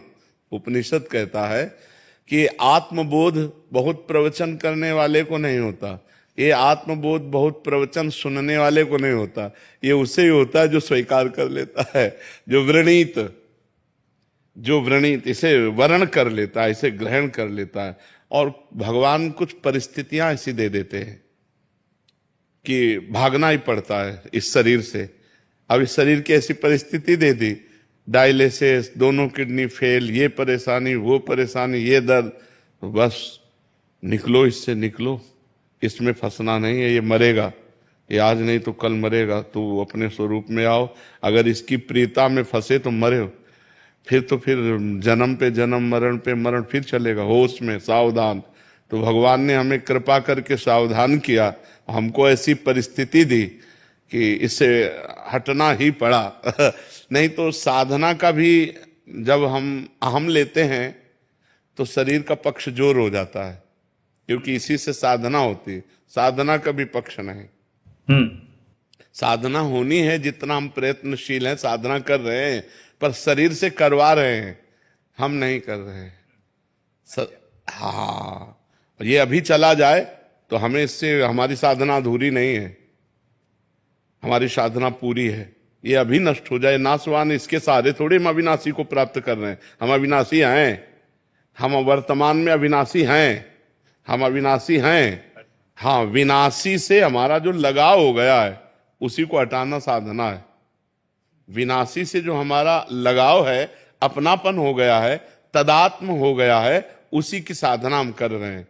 कि इसको कष्ट देते हुए तितिक्षा पूर्वक, जैसे नंगे पैर आप चल रहे हैं या आप विविध प्रकार के तपों को ग्रहण कर रहे हैं, इसके लगाव को काट रहे हैं। लगाव का काट रहे, कि इससे लगाव हटाना। कि जैसे बोले हम तपस्या की, हमें बड़ा लाभ हुआ, तो क्या लाभ हुआ? लगाव हटा, इससे अपनापन हटा, तदात्म हटा। आप तो जो पूर्ण है उसको न कोई लाभ है न कोई हानि है। जो आप पूर्ण है न उसमें कोई लाभ है न कोई हानि है। साधना न होने पर कोई हानि नहीं है पूर्ण में, और साधना होने पर कोई लाभ नहीं है। तो साधना हो किसकी रही? इस लगाव को मिटाने के लिए। शरीर और इंद्रियों का जो संयोग भोगों में होकर सुखानुभूति हो रही, इसी को मिटाना है। और ये मिट गया तो सहज स्वरूप, शंकर सहज स्वरूप समारा, लाग समाधि अखंड पारा, चलते फिरते उठते बैठते हर समय सम स्थिति में जो महापुरुष है वो भगवान को प्राप्त महापुरुष है। और भगवान को प्राप्त करना नहीं है, वो प्राप्त हैं, बस ये लौट कर समझना है, थोड़ा लौटना पड़ेगा। ये जो बहिर्मुख होकर हम जगत में फंस गए हैं, अंतर्मुख होकर के बस उसे लौट कर समझना होगा। बिल्कुल वर्तमान में आप परिपूर्ण हैं, किसी साधन के फल स्वरूप परिपूर्ण नहीं है। वर्तमान में आप परिपूर्ण बस अनुभव करो, इस बात को अनुभव करो, तत्त्वम् असि, तुम वही हो, तुम वही हो जिसकी खोज कर रहे हो। जब खोजने वाले को मिला तो खोजने वाला नहीं रहा। जब खोजने वाला जिससे मिला तो खोजने वाला नहीं रहा, क्योंकि वही था, नहीं था। दूसरा कोई था नहीं। बस ये अनुभव हो गया तो हर समय, क्योंकि आनंदमय अपना स्वरूप है ना, और दुखमय शरीर है, तो दुखमय शरीर से आनंदमय स्वरूप की यात्रा हमारी है। जो मृत्युर्मा अमृतम गमय, जो मृत्युमय शरीर में हमारी आसक्ति है, इससे हट करके अमृत स्वरूप जो हमारा स्वरूप है उधर चलने की यात्रा है। उधर लौटना है। अपने जो मना खष्टान इंद्रियाणी प्रकृति स्थान कर सती, वो परमात्मा स्थान है, इनको लौटाना है। अंतःकरण को समत्व में लाना है। जहां अंतःकरण सम हुआ, संकल्प विकल्प रहित हुआ, आप मुक्त स्वरूप हो। कोई कुछ मुक्त होने के लिए कोई औषधि, कोई तपस्या, कोई साध, आप मुक्त हो, मुक्त थे, मुक्त रहोगे। भाई यही समझने के लिए जो शरीर राग है, जो भोग राग है, जगत राग है, उसी को काटना है, उसी को काटना है। जिस साधन का अभिमान कैसे नष्ट होगा?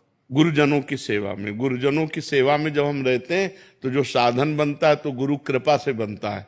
जब गुरु कृपा से बनता है तो हम उसमें है ही नहीं, हम उसमें है नहीं। और जब हम उसमें नहीं हैं तो हमको फिर ज्ञान प्राप्त होना शुरू होता है। अज्ञान तिमिरांधस्य ज्ञानांजन शलाकया चक्षुरुन्मीलितं तस्मै श्री गुरुवे नमः।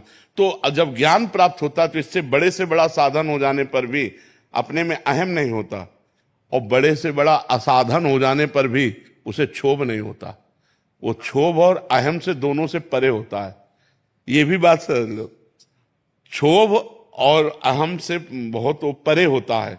जब गुरु कृपा से ज्ञान प्राप्त हो जाता है तो ना कोई प्रायश्चित होता है, ना कोई क्षोभ होता है, ना कोई हर्ष होता है। वो एक रस स्थिति है, गुणानुगुण वर्तन्ते मनुष्या पार्थ सर्वसा। गुणों से ये संचलित है, ये इसमें जो हो रहा है वो गुणों के द्वारा रहा है। इसका मैं करता नहीं हूं, इसका मैं भोगता नहीं हूं। बहुत आनंद का विषय है। बस चिंतन अपना अचिंत्य की तरफ होना चाहिए। हमारा जो चिंतन है वो अचिंत्य की तरफ होना चाहिए। बस ये जागतिक चिंतन नहीं होना चाहिए। साधन के अभिमान का आंकलन कैसे किया जाता है कि हमें है या नहीं है? जब साधन का अभिमान होगा तो हमारा जो गुणाभिमान है वो दूसरे का परीक्षण करने लगेगा। जब अहम हो जाता है ना तो सब नीच दिखाई देते हैं, अपने सर्वश्रेष्ठ दिखाई देते हैं।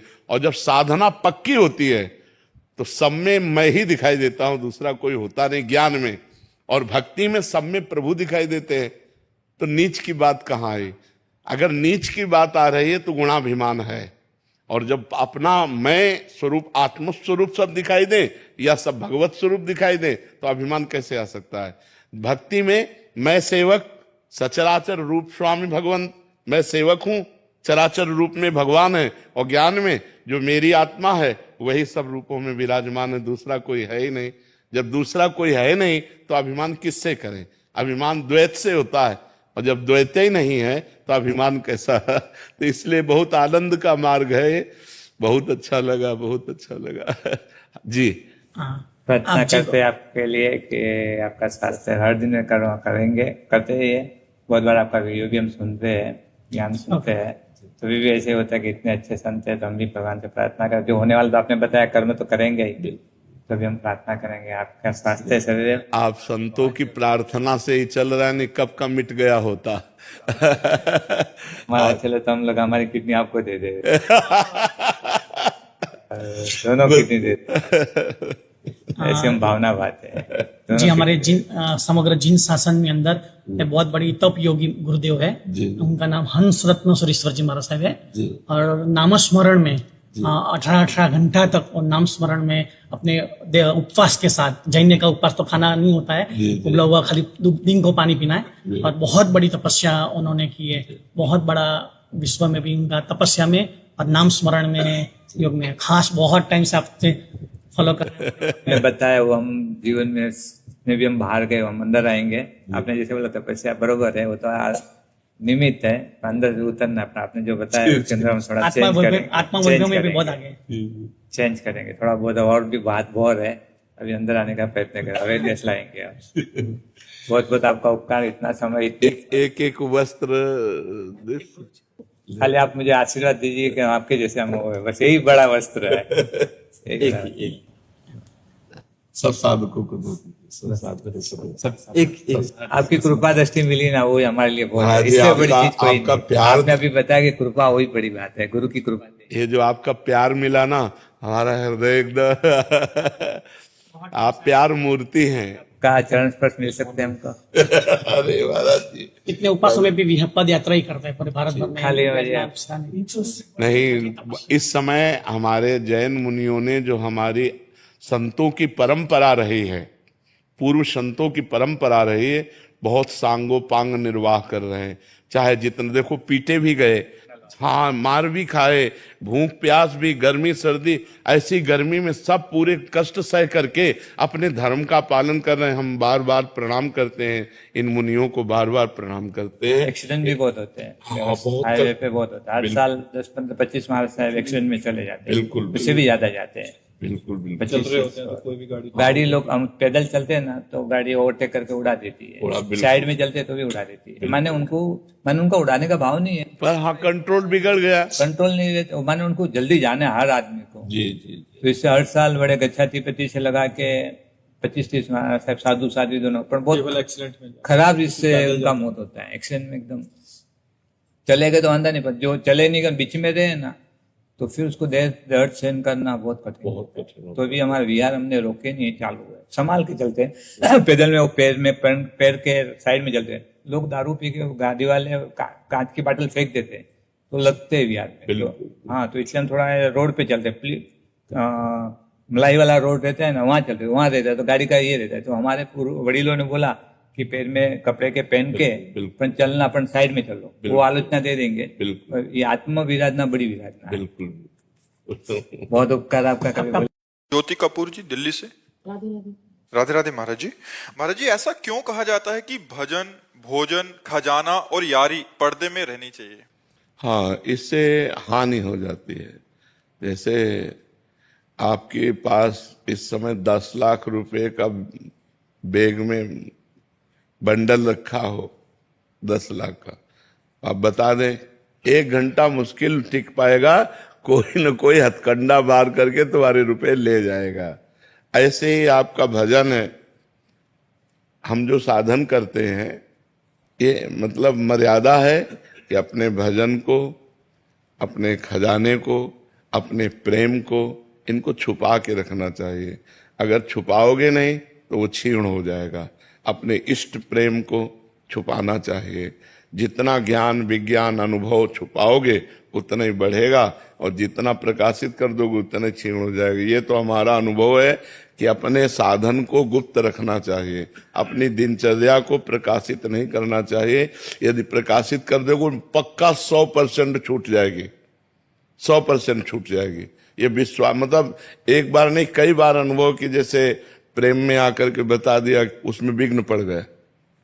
मतलब ये बिल्कुल विश्वास करो, आप अपना जो भजन करते हैं कभी कोई जान न पावे, आपकी पवित्र दिनचर्या न जान पावे, तभी बात बनेगी। जैसे आप अपने धन को छुपाते हैं, ऐसे भजन को छुपाना चाहिए, प्रेम को छुपाना चाहिए। किसका प्रश्न है, तो समझ पा रहे हैं आप जी। आदर्श सिंह जी लखनऊ से। श्री हरिवंश महाराज जी।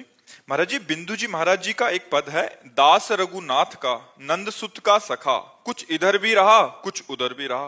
महाराज जी, मेरी भी स्थिति कुछ ऐसी ही है। महाराज जी, मैं सीताराम जी के चरणों के प्रति अनन्य होना चाहता हूँ। क्या इससे मेरी अनन्यता पर कोई फर्क पड़ेगा, जबकि हृदय में श्री जी और श्रीयाराम में कोई भेद नहीं? तुलसीदास जी महाराज विनय पत्रिका भी लिखते हैं और श्री कृष्ण गीतावली भी लिखते हैं। श्याम और राम में कोई अंतर तो है नहीं, पर जब प्रीति की बात आती है तो मुरली मनोहर श्याम सुंदर से कहते हैं कि माना आप मेरे ही स्वामी हो, पर मैं साष्टांग दंडवत तभी करूंगा जब मुरली की जगह सारंग हो और प्रियाजू की जगह सियाजू हो। उनको बनना पड़ा।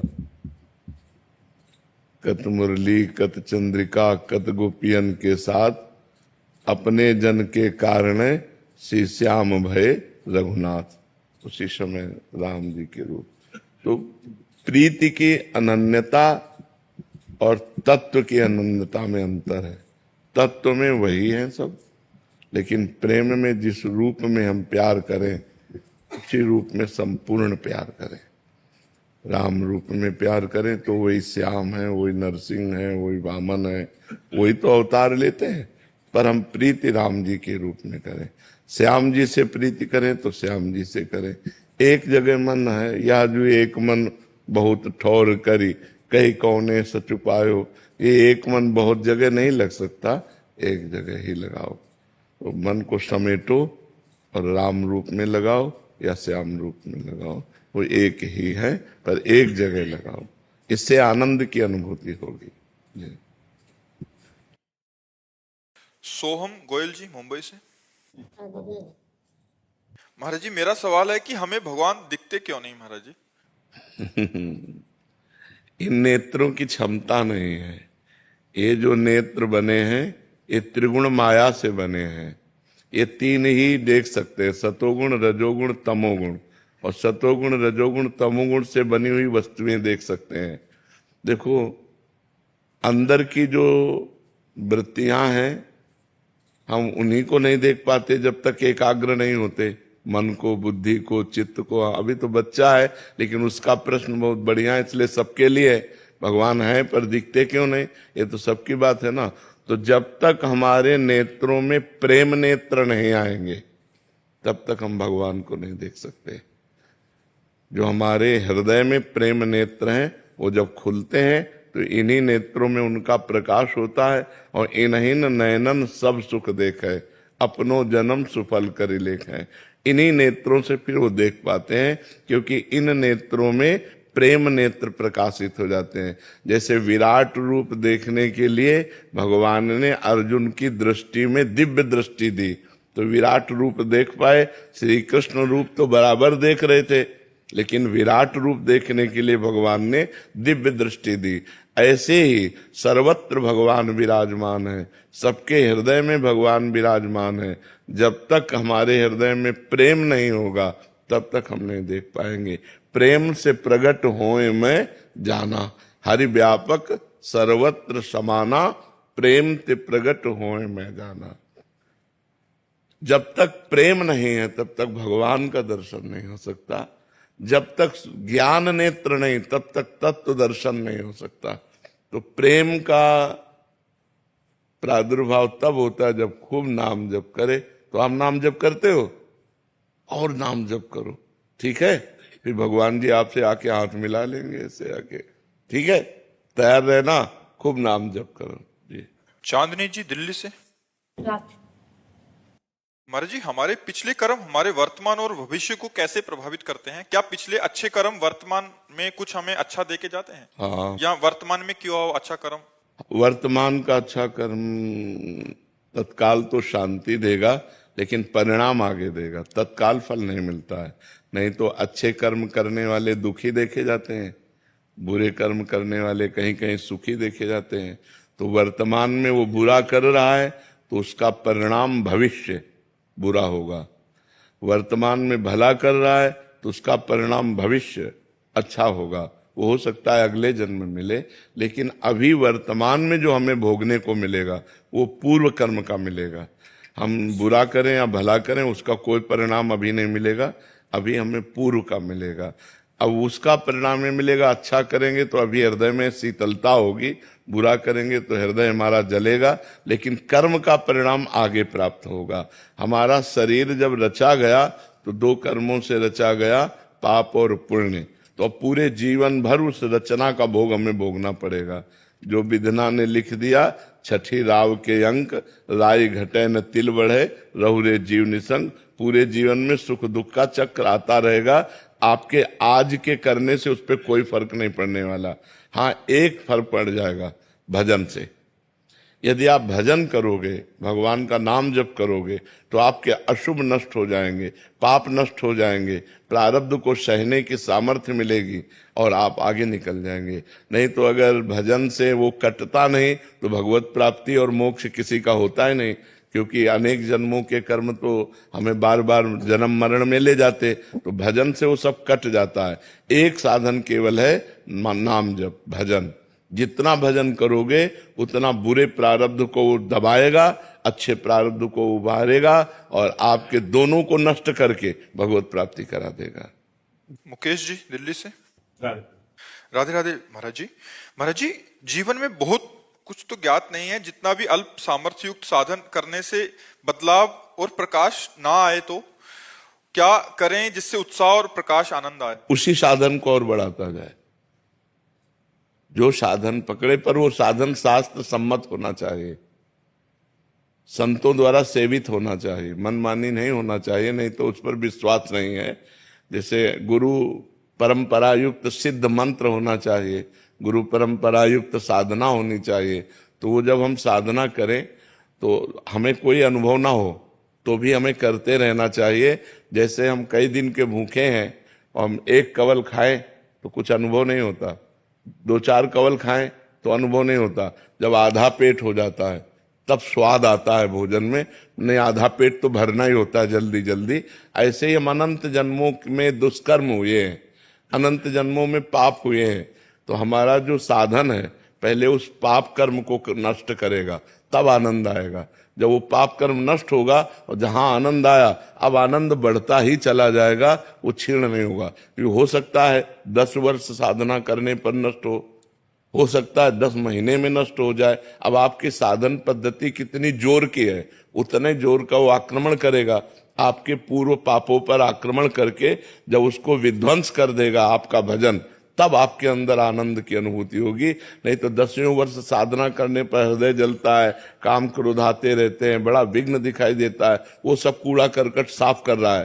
साधन कभी व्यर्थ नहीं जाता, क्योंकि अविनाशी का जो साधन है वो अविनाशी होता है, तो वो उसका विनाश करेगा ही करेगा। हमें धैर्य पूर्वक अपने साधन में लगे रहना चाहिए और साधन को बढ़ाते रहना चाहिए, पर साधन के विघ्नों से दूर रहे, साधन को छोड़े ना, साधन में आस्था कम न होने पावे और अन्य आचरण पाप के न बनने पावे। तो काफी समय में आपको अनुभव हो जाएगा कि हमारा साधन सफल हुआ। पर साधन छोड़े ना, चाहे सफलता लगे या ना लगे, वो काम कर रहा है। जैसे हम कई दिनों के भूखे थोड़ा भोजन पाए तो हमको ऐसा नहीं लगता कि भोजन जाके कुछ कर रहा है, लेकिन वो तृप्ति कर रहा है, वो भोजन तृप्ति कर रहा है। आप पाते रहिए, थोड़ी देर में आपको लगने लगेगा कि हमारी तृप्ति हो गई। ऐसे ही भजन आपका काम कर रहा है, लेकिन समय व्यतीत होने दीजिए और भजन बढ़े, तब वो आपको अनुभव में आएगा कि वो सब पापों का नाश करके हृदय को शीतल करके आपका परम मंगल कर रहा है। श्री हरिवंश महाराज जी, आपके चरणों में कोटि कोटि प्रणाम। महाराज जी, आपकी कृपा से आपके बताए हुए मार्ग पर चलने की कोशिश कर रहा हूँ, लेकिन महाराज जी कोई भी संकल्प 15 से 20 दिन से ज्यादा उसका पालन नहीं कर पाता। उसका कारण है ब्रह्मचर्य की हीनता। आगे वही लिखा कि मतलब बार बार गिरा देती है ये काम वासना। तो महाराज जी जीवन मतलब मेन पॉइंट जो है वो ब्रह्मचर्य खंडन है। अगर थोड़ा ब्रह्मचर्य पर ध्यान दे दीजिए तो दिनचर्या ठीक हो जाएगी। ब्रह्मचर्यहीन पुरुष की कभी एक दिनचर्या नहीं चल सकती, ये पक्का नियम है।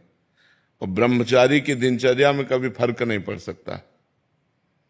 इसलिए कोशिश करो नाम जप करते हुए, पवित्र आहार अल्पाहार लेते हुए, कुसंग का त्याग करते हुए, मोबाइल से या व्यक्ति से कुसंग ना होने पावे, शास्त्र विरुद्ध संग ना होने पावे और अपने हाथ से कोई ऐसे आचरण न करे, तो फिर ब्रह्मचर्य का पोषण जरूरी है। परमार्थ में चलने के लिए ब्रह्मचर्य अति आवश्यक है। यदि चाहे वो गृहस्थ ही क्यों ना हो, तो गृहस्थ का मतलब थोड़ी कि रोज बेविचार करो, नहीं, एक उसमें भी मर्यादा है। शास्त्र में वर्णन है कि मासिक धर्म के होने के 1 सप्ताह बाद पवित्र होने पर संतानोत्पत्ति के लिए गृहस्थ धर्म में लिखा हुआ है 1 महीने में एक बार संतानोत्पत्ति के लिए मासिक धर्म के 1 सप्ताह बाद बकाया ब्रह्मचर्य रहे। तो गृहस्थ में भी ब्रह्मचर्य की आवश्यकता है। ऐसा थोड़ी कि मनमानी आचरण तो फिर नष्ट हो जाएगा, क्योंकि जीवनी शक्ति है ब्रह्मचर्य।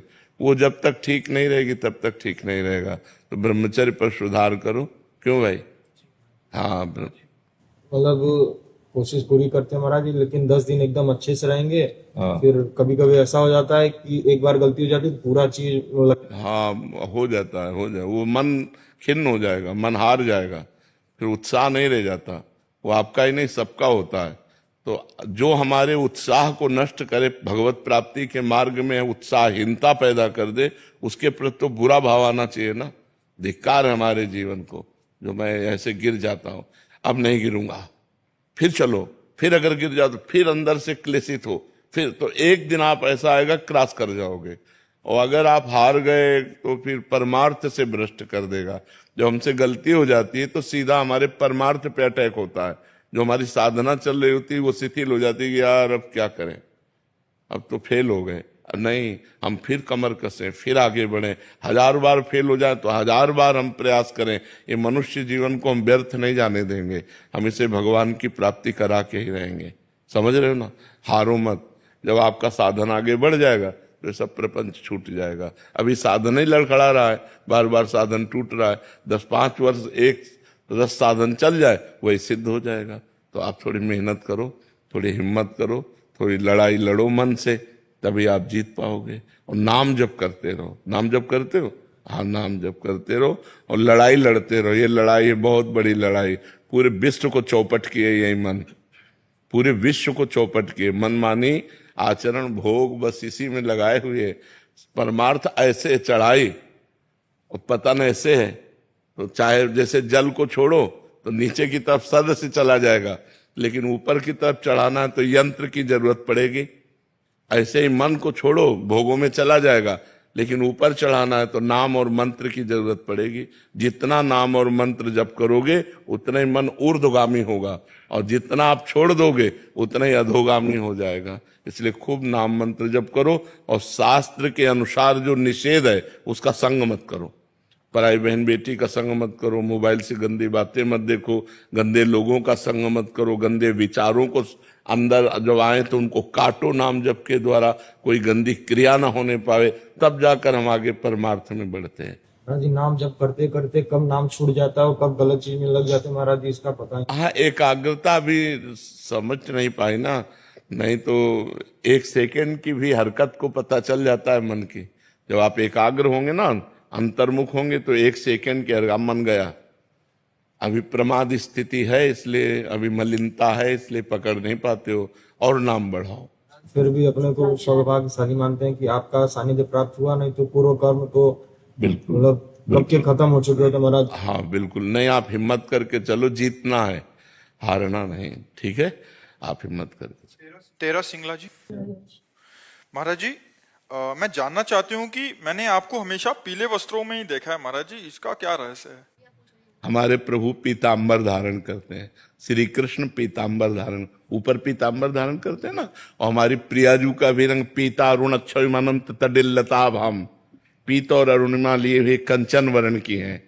तो उन्हीं के प्रिया और प्रीतम के हम उपासक हैं, और हमारे गुरु ने हमको पीला वस्त्र ही दिया।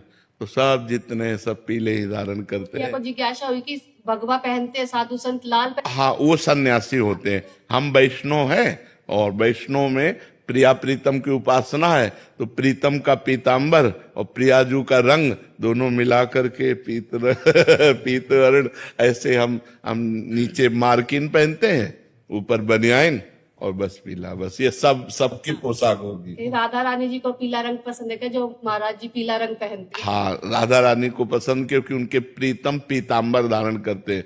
और राधा रानी का स्वयं का जो स्वरूप है, पीत और अरुणिमा मिले, पीता अरुण अक्षय अनंत तडिल्लता वाम, अनंत बिजलियों की सी कांति प्यारी जू सुंदर है। तो अपने प्यारे जू और प्यारी जू की कांति के भाव से हम इसे धारण करते हैं। हरिशंकर यादव जी। राधे राधे महाराज जी। महाराज जी, मैं अपनी कार या ऑफिस में राधे राधे का भजन सुनता रहता हूँ, कार्य भी करता रहता हूँ। ये करने से उतना ही फल मिलेगा जितना मैं राधे राधे एकांत में जपता हूँ? और बिल्कुल बिल्कुल, क्योंकि श्रवणेंद्रिय में पड़ रहा, तुम्हारे दिमाग में तो जाहिर है ना कि राधा राधा हो रहा है, तो दिमाग तो चल ही रहा है ना। वहां जहां हमारे कान जाते हैं वहां हमारा दिमाग जाता है, हमारी इंद्रियों के साथ मन भी जाता है, बुद्धि भी जाता है, इसलिए मंगल है। श्रवण तो हो रहा ना, श्रवणम कीर्तनम स्मरणम, श्रवण करना, कीर्तन करना, स्मरण करना, तीनों का बराबर फल है। स्मरण अंदर, श्रवण बाहर से हो रहा है, कीर्तन मुख से करते हैं, तो कीर्तन करना है तो वही फल है, श्रवण करना है तो वही फल है, स्मरण करना है तो वही फल है। सुभद्रा यादव जी, गुड़गांव से। राधे राधे महाराज जी। महाराज जी, हमने फोन में देखकर आपको गुरु बना लिया और आपके श्रीमुख से राधा नाम सुनकर राधा राधा जपते हैं। हम कहते हैं गुरु की बात मान लो। गुरु बनाने से क्या है? गुरु की बात मान लो, गुरु की बात मान लो, बस दूर रहो, लाखों कोस दूर रहो, हमारी बात मान लो, तुम्हारा मंगल हो जाएगा। बात मानने से है। हम कहते हैं राधा राधा जपो, गलत आचरण मत करो, वो गुरु है। वो जो बात है वही गुरु है, उसी को मान लो, उसी को आचरण में उतार लो, उसी से मंगल हो जाए। आजकल आप तो बड़े भाव से आजकल ज्यादातर यही हो रहा है कि जैसे अन्य रिश्ते ऐसे गुरु का रिश्ता बना लिया गया, कुछ सेव संतरा फल फूल, ऐसे तो सोचते कल्याण नहीं होने वाला। रिश्ता बनाने से कल्याण नहीं होता, कल्याण होता है आज्ञा पालन करने से। आज्ञा सम सुसाहिब सेवा, ये सेव संतरा रुपया पैसा भोजन कपड़ा लत्ता ये कल्याण नहीं करेगा। कल्याण करेगा उनकी बात मान लिया और वैसे चल दिया, कभी उनसे मिलो चाहे ना मिलो, आपका कल्याण हो जाएगा। संतों की बात में दम होती है, क्योंकि वो अनुभव किए हुए बात बोलते हैं ना, उनकी बात मान लो, इसी से कल्याण हो जाएगा। गुरु बनाओ चाहे ना बनाओ, गुरु बनाना बनाना इससे कोई महत्व नहीं है। महत्व है उनकी आज्ञा का पालन करना। आप दूर रह रहे हो, अरे यार ये तो साक्षात भगवान है, आपकी भावना बनी, ये तो साक्षात भगवान है, इनकी बात मान लिए, बात मान लिए, आपका कल्याण शुरू हो गया। तो बात मानने से कल्याण होगा, ना कि गुरु बनाने से, ना कि संबंध बनाने से, ना कि नजदीक रहने से। बात बनती है उनकी आज्ञा का पालन करने से। द्रोणाचार्य जी ने एकलव्य को हटा दिया कि हम तुम्हें शिष्य नहीं मानते, क्योंकि हम राज क्षत्रिय पुत्रों के कुलगुरु हैं, और उसने मन से गुरु बना लिया। और जाकर के द्रोणाचार्य जी की जैसी छवि थी वैसी मिट्टी से बनाई, और रोज प्रणाम करके और प्रत्यंचा चढ़ाता, द्रोणाचार्य जी का स्मरण करता। इतना बड़ा धनुर्धर हो गया कि एक दिन अर्जुन जंगल में जा रहे थे तो एक कुत्ता भौंका, उसके भूखने मात्र में उसके मुंह को बाणों से भर दिया और कहीं घाव नहीं हुआ। अर्जुन कुत्ते के नजदीक गए, देखा बाणों से मुंह भरा हुआ और कहीं घाव नहीं। बोले गजब का हस्तलाघव हो। हम अपने को सर्वश्रेष्ठ विश्व का धनुर्धर समझते थे, लेकिन आज मैं हार गया, मैं देख के हार गया। कौन है ऐसा धनुर्धर? देखा कि एकलव्य भीलकुल में उत्पन्न हुआ था, तो उसके नजदीक गए और कहा वाह धनुर्धर, तुम्हारे जैसा धनुर्धर तो मेरा नाम अर्जुन है, मैं द्रोणाचार्य का शिष्य हूं, द्रोणाचार्य से मुझे आशीर्वाद मिला है कि मैं विश्व का सबसे बड़ा धनुर्धर हूं, लेकिन मैं घुटने टेकता हूं तुम्हारे आगे। तुम किसके शिष्य हो? तो उनका द्रोणाचार्य के। तो उनका हमारे गुरु के शिष्य कैसे हो गए? तब कुटिया ले गए और दिखाया द्रोणाचार्य की छवि और पूरा ऐसा। तो उन्होंने द्रोणाचार्य जी से कहा आपका आशीर्वाद गलत हो गया, हम सर्वश्रेष्ठ धनुर्धर नहीं है, मैंने स्वीकार किया, सर्वश्रेष्ठ धनुर्धर एकलव्य है। तब द्रोणाचार्य जी ने उसका अंगूठा गुरु दक्षिणा में लिया था। अर्जुन को सर्वश्रेष्ठ धनुर्धर बने रहने के कारण नहीं, उस वीर के सामने। तो आप देखो, एक को नजदीक रहकर शिक्षा दी और एक ने गुरु मानकर आज्ञा का पालन किया, गुरु मान लिया। और उनकी जो धनुर्विद्या है, ये कोई भागवतिक विद्या तो है नहीं, लेकिन आप सोचो कैसे प्रत्यंचा चढ़ाना, कैसे बाण संधान करना, वो सब उसके दिमाग में आ गया। केवल गुरु द्रोणाचार्य को भगवान मानकर पूजा। तो हम गुरु को भाव में स्वीकार करें और उनकी आज्ञा का पालन करें। गुरु से बताने की जरूरत है नहीं कि मैं तुम्हें गुरु बनाता हूं, अपने आप आपका कल्याण हो जाएगा। सुनीता जी। महाराज जी, एक माता स्वयं कर्म और वाणी में संतुलन बनाकर चरित्र निर्माण कर अपनी युवा संतान को भौतिक आकर्षण, नाना प्रकार की लालसाओं से कैसे बचा सकती है महाराज?